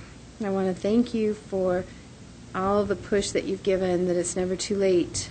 I'm now graduating with my associates at 60 years old." Mm-hmm. And it just really meant a lot to me to see that there is a move within the Native American culture to understand and recognize that it can be a Native American culture to get an education, because it's not, and it hasn't been in the past. It's been more of a sense of, why do we need a white education to cause us to lose ourselves even further? So for me, to see some of the comments, and especially the speaker that acknowledged that it isn't part of the culture, and way to look at the way that community college is approached by other cultures is not the same for Native American. And so as I look at this change that is occurring within the tribes, I hope that we begin to embrace, as a community college system, how we truly celebrate diversity by truly learning how to communicate, because without that communication at their level, there is no education. It's just not going to happen. So we need to start changing more and going toward what is necessary for having these students feel that this is also their educational opportunity. Thank you. Thank you. Mr. Sarr. I had the honor of going along with Dr. Glasper to the Scottsdale graduation and enjoyed that immensely. And along with all the other events that we attended as a board and staff over the last month, I did attend 2 events that I just bring out quickly. Mr. Lum and I attended the graduation for our charter school at Phoenix College. Enjoyed that very much. And had the opportunity last Friday to attend Leadership at the ASU West complex, which is a lot bigger than I remember it years ago. But these students and the staff did an outstanding job. It was great to watch them in action and to hear from some of the staff members that were on a panel that they gave the students, the participants in Leadership this year, a lot to think about. Great. In addition to the convocations mentioned, I was able to attend a nursing pinning ceremony at Phoenix College and at Scottsdale Community College, both very inspiring. The nurses are very proud of their accomplishment. And I attended Rio's graduation a little over a week ago, and some of us are going to the GED graduation tomorrow, and I attended Mesa's. Thursday. That's right. That's right, testing you all the time. And I You were attended testing me Mesa's. too. He was going to be there. Attended Mesa's graduation last week and enjoyed that very much.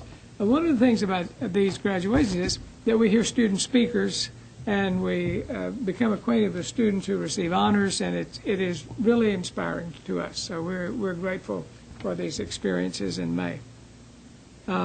Internal community, Dr. Glasper. Mr. Burke, members of the board, first and foremost, I would like to thank the board on behalf of the entire district for supporting our budget and the different items in terms of tuition and property taxes. We know that these are some challenging times for all of us. You've provided us with some initiatives that you would like for us to achieve. And first and foremost, as we look at some of those initiatives centered around the notion of One Maricopa and seamless student experience, student success is the primary focus. I look forward to an opportunity, along with all of our presidents, to continue to work with the board on progress and outcomes metrics to demonstrate that we can move the needle and to be able to focus on bringing students into our system and keeping them and moving them towards their own individual goals. And I think that the resources that you are providing for us will give us a major step in that direction. In addition to the comments that you've made about graduation and from the numbers that we've received from our colleges, we awarded in excess of 13,000 degrees and over 12,000 certificates as a district. We are truly the largest provider of workforce training in the state of Arizona, and we think that these numbers, in addition to ones that we plan to add to our future contribution, will help us in reaching the goal of attainment for the year 2020. So again, I want to thank you for your support, and we look forward to our further conversations and how each of these individual elements lead to fulfillment of our values and our mission and the goals that the board has outlined for us. Thank you. Thank you. Secretary's report, Mr. Sarr. None. Okay. Faculty Executive Council report, Dr. Kathleen Iudicello. Good evening, President Burke, members of the Governing Board, Chancellor Glasper, members of CEC, and guests. I'm pleased to report that the 2013-2014 FEC is off to a great start. Our President-elect, Patty Finkenstadt, and our past President, Jim Simpson, and I have organized a two-part FEC retreat. The first part focused on communication and the Faculty Association structure on May 14th. The second part will focus on IBN, among other things, on May 28th. I also wish to share with you that on April 14th, the Faculty Foundation held a successful fundraiser at Basha's Private Art Gallery in Chandler. The event was sold out. We're grateful for all of those who attended. The majority of the funds go to emergency grants to students for textbooks, etc., to help keep them in the classroom. And that is my report. Thank you. Thank you. Employee group reports, Ms. Licia Hand, AFA. Not here. Vice Chancellor reports, no. College reports, I don't see any listed. The external community, the ADGB report, the Arizona Association of District Governing Board members will meet this Thursday at 10 a.m. and finalize planning for a September statewide conference for all governing board members. The ASBA report? None. None? Can I add some? Yes. I'm pleased to say that this is my 19th year anniversary, and my wife is here, and she was volunteering over there at Sun Sound, so we were able to be here together. The love of my life. Happy anniversary.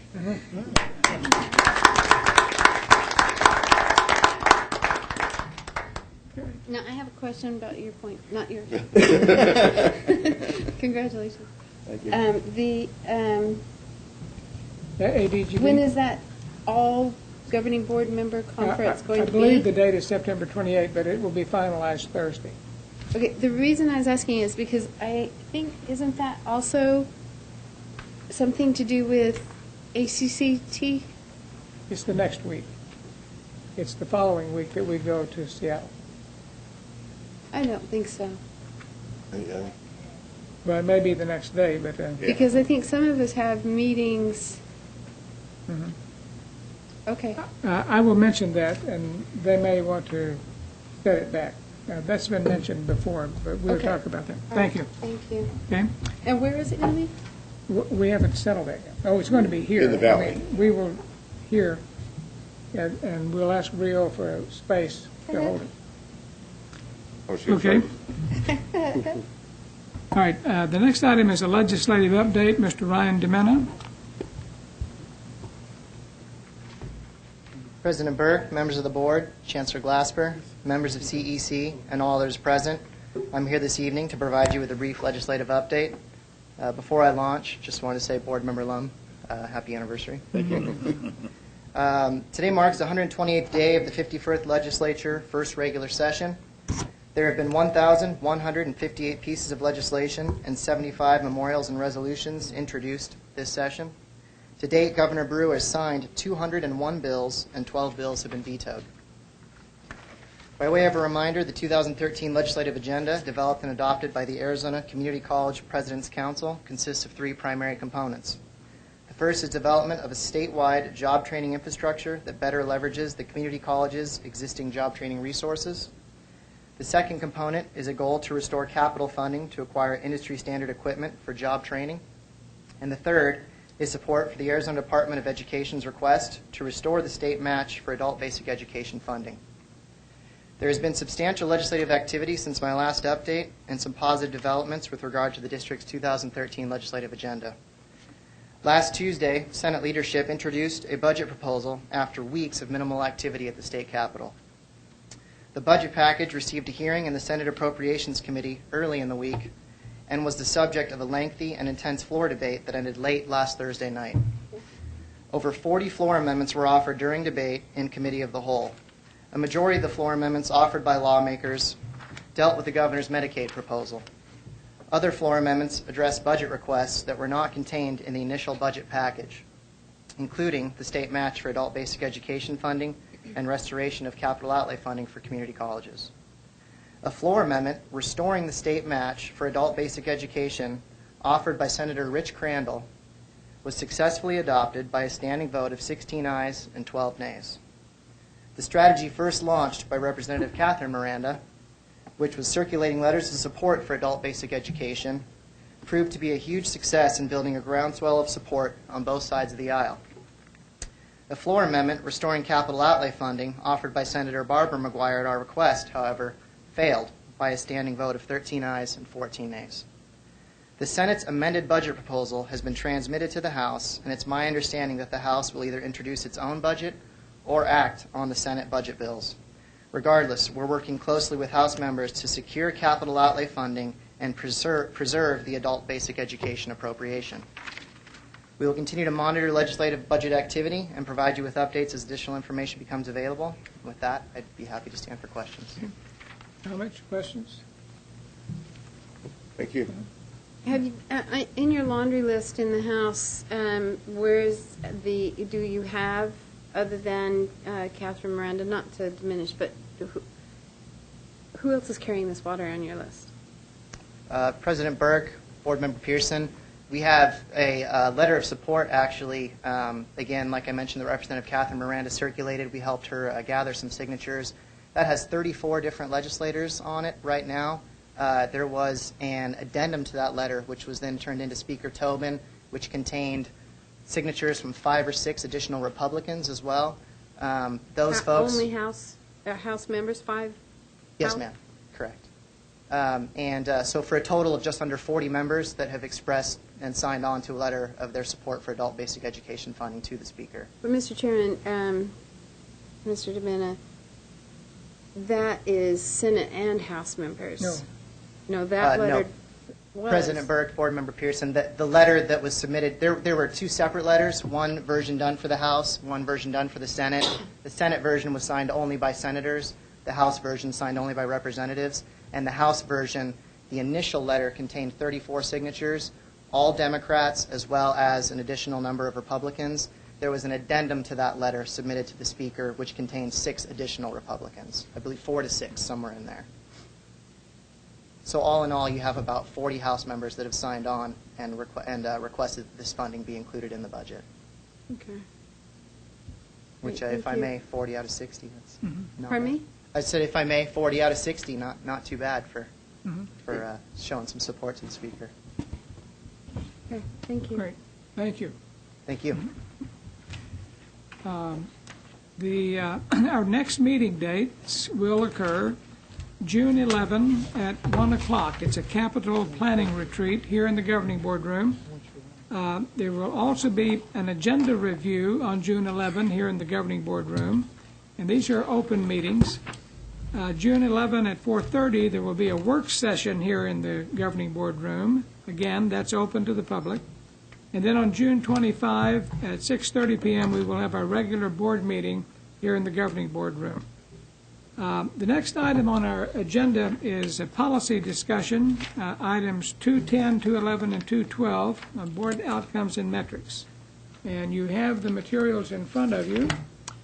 And I would ask members whether they have any questions or comments about item 210, public safety.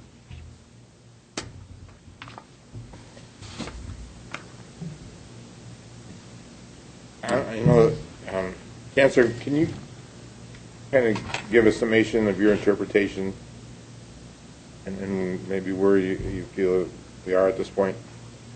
Well, my interpretation is basically saying that we are establishing a police force. And by establishing a police force, we're setting up a set of general orders of which the chief has been establishing since he came into the district, and that we are, as we establish those general orders, they will be consistent around the district. And I'll use the phrase again in terms of a police force. It's under the notion of one Maricopa. And so everyone will have the same standards as defined by posts, and will be following the same general orders. And the compliance pieces of it, just as it talks about, is in terms of having manuals accessible, and the college presidents and others, that we will have some consistency about how we follow the general orders, maintain the number of complaints, and continue to follow up through their office. There is no other depth that's in there at this particular. Well, the new facility is going to help, obviously, as well. Yeah, the establishment of the new facilities will do more in terms of centralizing, in terms of what Vice Chancellor Thompson was talking about, standardizing the new communication system, and it will make us a professional organization, which we're trying to move to. And I think it'll help in terms of how we would support the universities, the local law enforcement agencies, and so forth. And we'll be moving towards what the board had requested some 4 or 5 years ago, if not longer, in terms of standardizing to the law enforcement. Ms. Pearson? Somewhere there was a comment that actions we were taking were going to bring us into compliance with with federal law. You know what I'm talking Well, about? that was just in terms of reporting and so forth, wasn't it, Debbie? There, I think, are two pieces to this. We have the Clery Act, which requires a number of actions to be taken, particularly around the reporting of crimes, both to the campus community in certain cases, as well as to the federal government on an annual basis, and failure to comply could result in fines. We have a new records management system that we're in process of acquiring and putting in place, and that will allow all of our individual campus reporting to be in one place, so easier to provide everyone with reports and to keep multi-year record keeping, and that will help us in many, many ways. The other piece that I spoke about earlier this evening was about the radios, and there's new I don't believe it's law. I believe it's a regulation, a federal regulation about the type of radio capability we need to have. So by the purchase of that equipment, we'll be moving into compliance and allowing for interoperability. Right now, I think we have a hodgepodge of kinds of radios, one thing at Mesa, maybe another thing at PC, and we'll have one radio system that communicates with one another and with other law enforcement entities. And I really appreciate that information. How long have we been not in compliance? In terms of the radios, would defer to the chief. I'm not really sure when the regulation went into effect or when it goes into effect. Mm-hmm. Keith? President Burke, members of the board, Ms. Pearson. Beginning in January 2013, all public safety entities were directed to go to, it's called a narrow banding, and it's trying to free up radio frequency. Part of this, the genesis was the horrific acts of September 11, 2001. And anyone that had sleepless nights and took time to read the 9/11 Commission report, one of the really critical aspects of that was the lack of radio interoperability amongst first responders that were coming really from a tri-state region to help the people of New York. But we've seen that repeated over and over, and the federal government saw that was a failure during Hurricane Katrina that hit the Gulf Coast states. So what this allows us to do is to go onto this narrow banding. In fact, we're going to be joining what's called the Phoenix Regional Wireless Consortium. So all of our public safety agencies in Maricopa County are on the same system. So whether it's our police partners that routinely respond to help us, or the fire services, or even the EMS, we will be able to talk to one another finally. So not only will our people be able to talk from college to college, or when they're going from one college to even one of their satellite locations, now we'll be able to communicate directly during a time of crisis with the first responders that are coming to help us.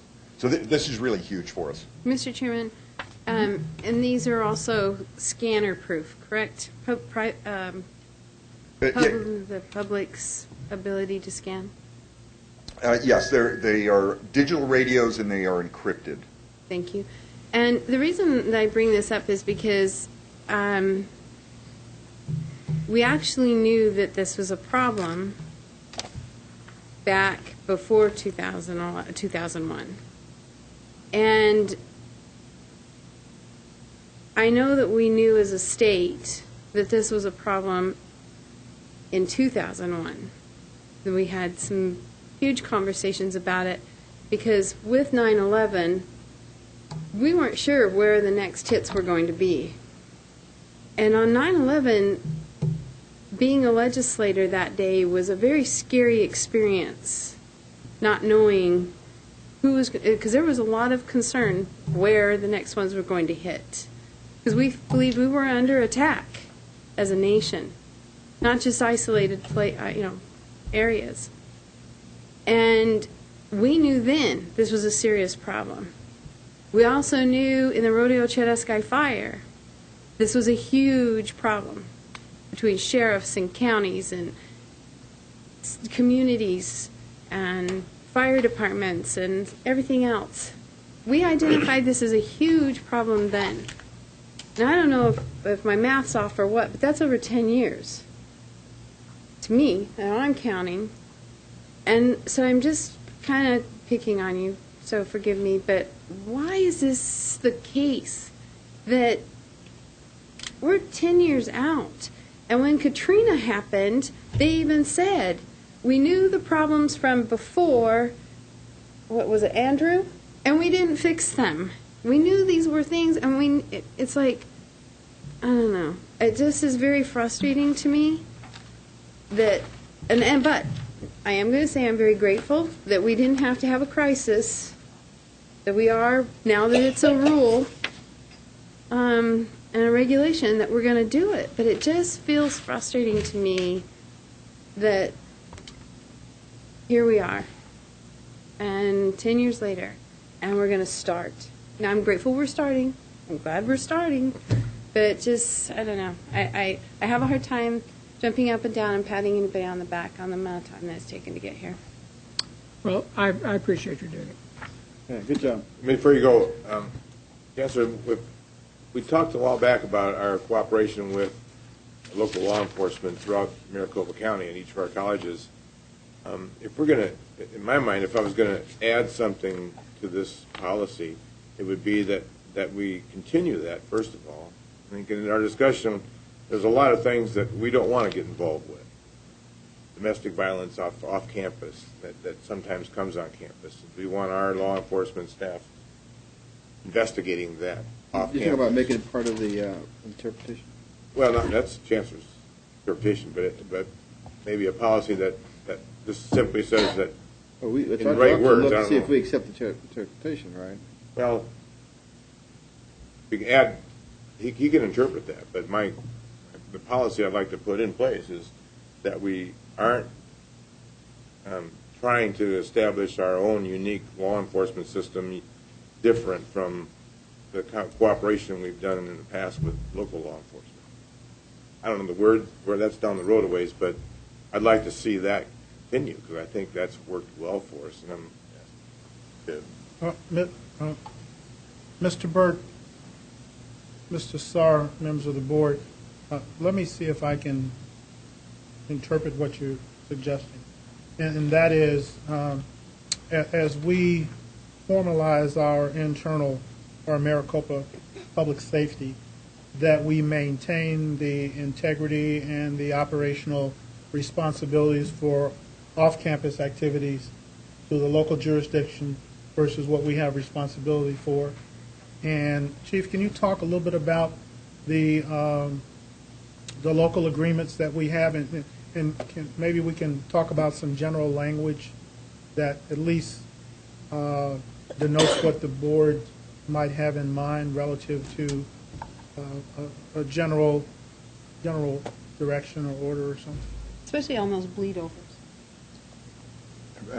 President Burke, board members, Mr. Sarr, Chancellor, I think what you stated was right on.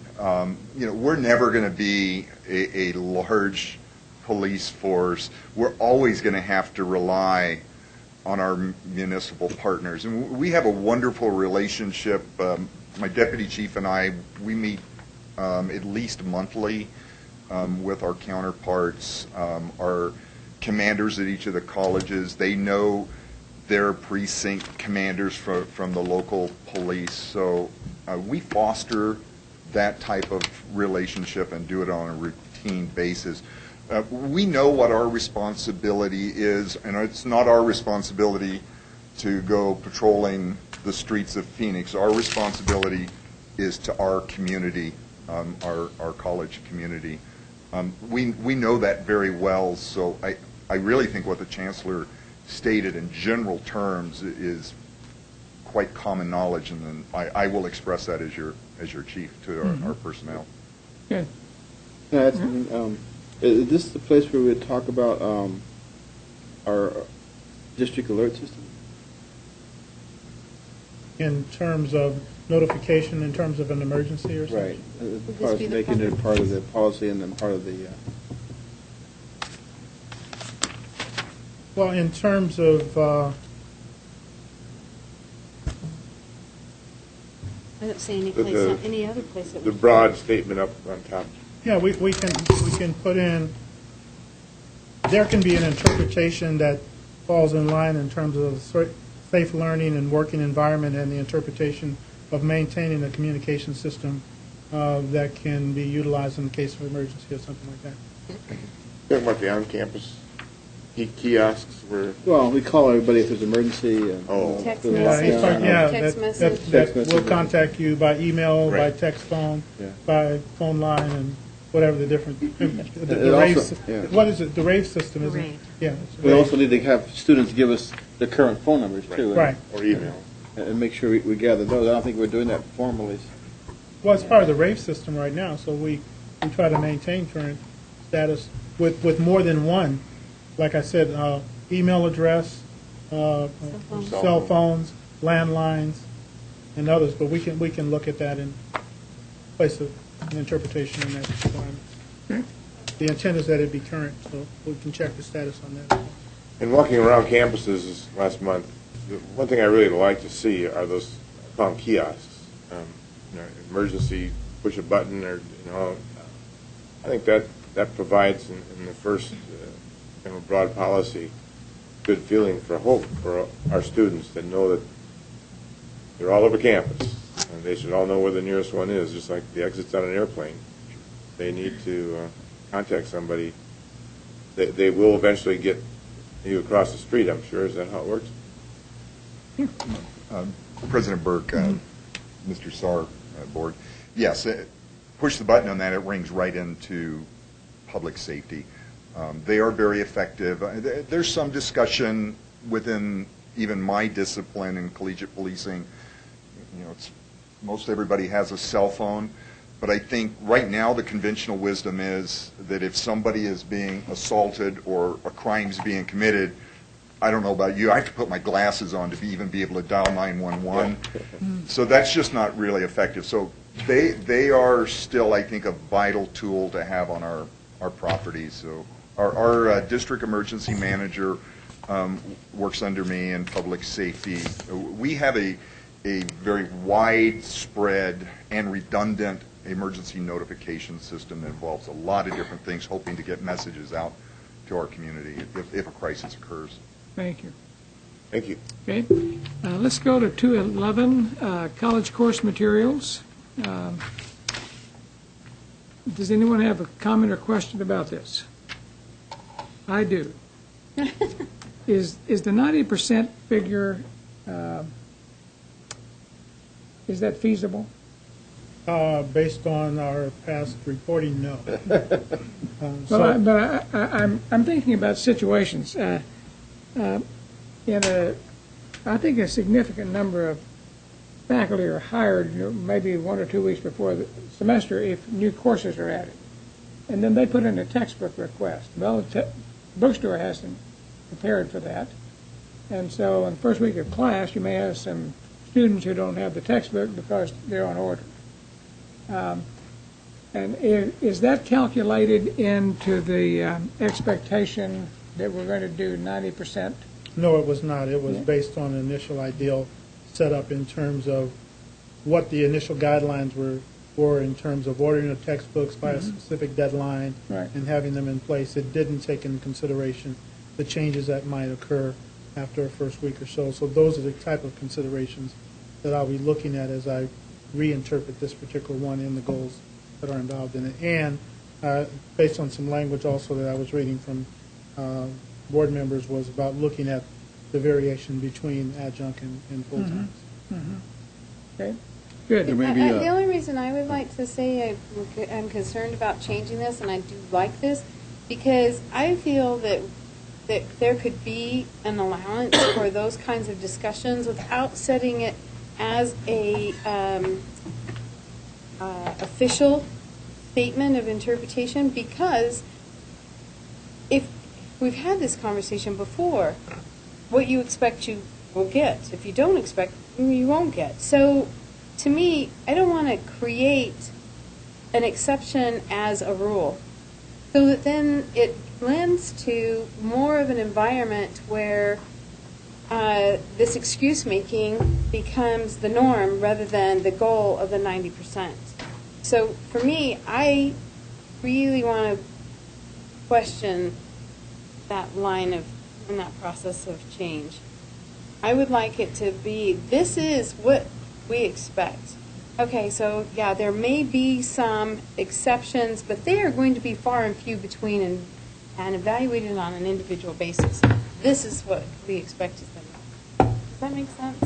I think it makes sense, but we might want to differentiate based upon what Mr. Burke was also stating, and that is maybe we look at the goal relative to full-time faculty and then a goal for an adjunct faculty that may not have gotten their class until 1 week or two. It's just that type of variation. I think we have the ability to assess those on an individual basis. Mr. President, I like the idea of the 90% compliance, but I think there can be a distinction made between those courses that are adopted late or implemented late or announced late, or whatever fashion it takes place, and apply a different standard for that. Yes. So in other words, if a course comes online or is offered within the last 30 days before the school year starts, then a different percentile can apply for that. I think it'd be simple to implement that. 90% for all those courses that that are announced, that are online, they're on the curriculum, that people can register for up to 30 days. In the last 30 days, you can use some other measure. But I like the 90%. I have a question on I think it should be 100%. Arizona Revised Statutes, the 1891. What is that again? I'm trying to look it up here. I'm not finding it. What does that say that we have to comply with? I don't have that one memorized, and I don't see Teresa. I'm on it here. Hang on a second. 1891. College course. I'm just thinking, does this need to be changed? Is my question. You mean does the statute itself? Yeah, I mean it goes forever here, but I keep thinking, we're in the 21st century here, where we're looking at MOOCs and online resources. I see textbooks becoming less and less of a requirement in many of our classes because of some of these other resources that are available to our classes. And I'm not saying that can be changed easily, but I think it should be something, if it's causing more problems than it's worth in today's world, then maybe we should look at that aspect of it. If we're not in compliance with it now, then, and I don't know that we are, it's a huge, complicated, from what I'm looking at here. He doesn't say anywhere in his interpretation we're not in compliance. No, that we need to strive to become compliant. I think but then he doesn't say I don't know. I just think that's some of this legislation has been around for a while and things change. So, will you read it and you study it and you go find the legislation? What is it exactly that 1891 requires us to do? Well, I mean, we should have an answer for that right now. Yeah. It's about 26 pages. I mean, I'm reading through it too, but I mean, I think it has specific requirements on there, but I don't think I don't see any dates attached to that. Well, the one that says on or before January 1st, 2009, the regents or the governing board of each community college district shall adopt policies that instruct faculty members or any other employees who are in charge of adopting course materials to make a request for information prior to subsection A. And subsection A is another page and a half. It's just something I think we need to see the best way to handle what we're trying to accomplish, which is have some kind of a standard policy for what our students are being asked to purchase in some cases and what faculty members are working under when it comes to putting resources in front of students. Well, in reading 1891, it seems to me that it states that we're subject to whatever policy we adopt. So there has to be a policy we adopt. So all of this is not general, it's specific in nature, but as far as timelines, I think it requires that the district adopt a policy that governs the way we would require textbooks to be available. Does the chancellor's interpretation say we're in compliance? We aren't in compliance with the statute. We aren't in compliance with the goal that we established. We haven't met that particular goal. And that was your goal, really. Yeah. But I'm just saying, my question was, so here is the deal, so then where in here does it say his interpretation of that? No, I didn't even respond to the compliance. So maybe what you're suggesting is that I state that I am in compliance with the... Or that the district is. That the district is in compliance. That you've made sure that we operate within it. Or that we need to do better, or that our timing's a little off as a district. I guess my question is, do we have a policy that requires us to do certain things to make textbooks available? Yeah, that's... Does anybody have an answer to that? Do we have a policy that says... Is that in the RFP? There is a policy on, well, as you know, because you're going over the limitations on course materials. Since the board changed a lot of policies and moved things into admin regs, I'm a little bit lost as to what maybe where or not. But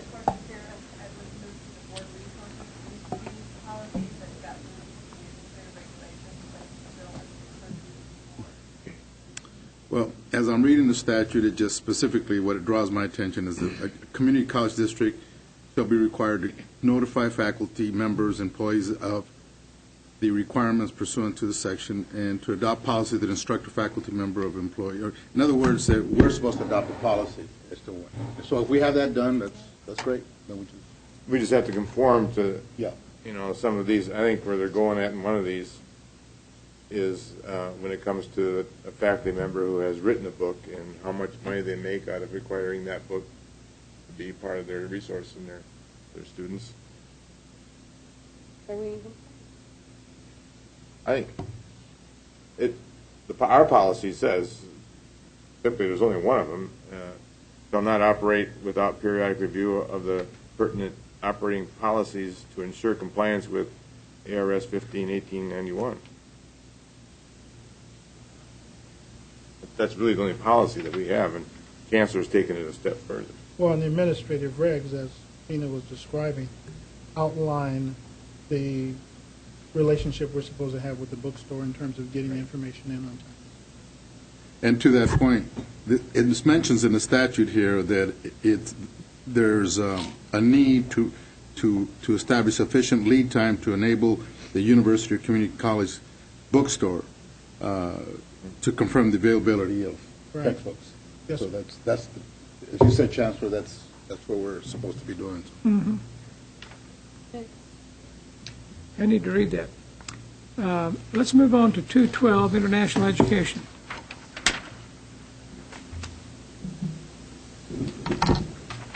Did this come about based on some of the issues that were in the news here a number of years ago? Yes, sir.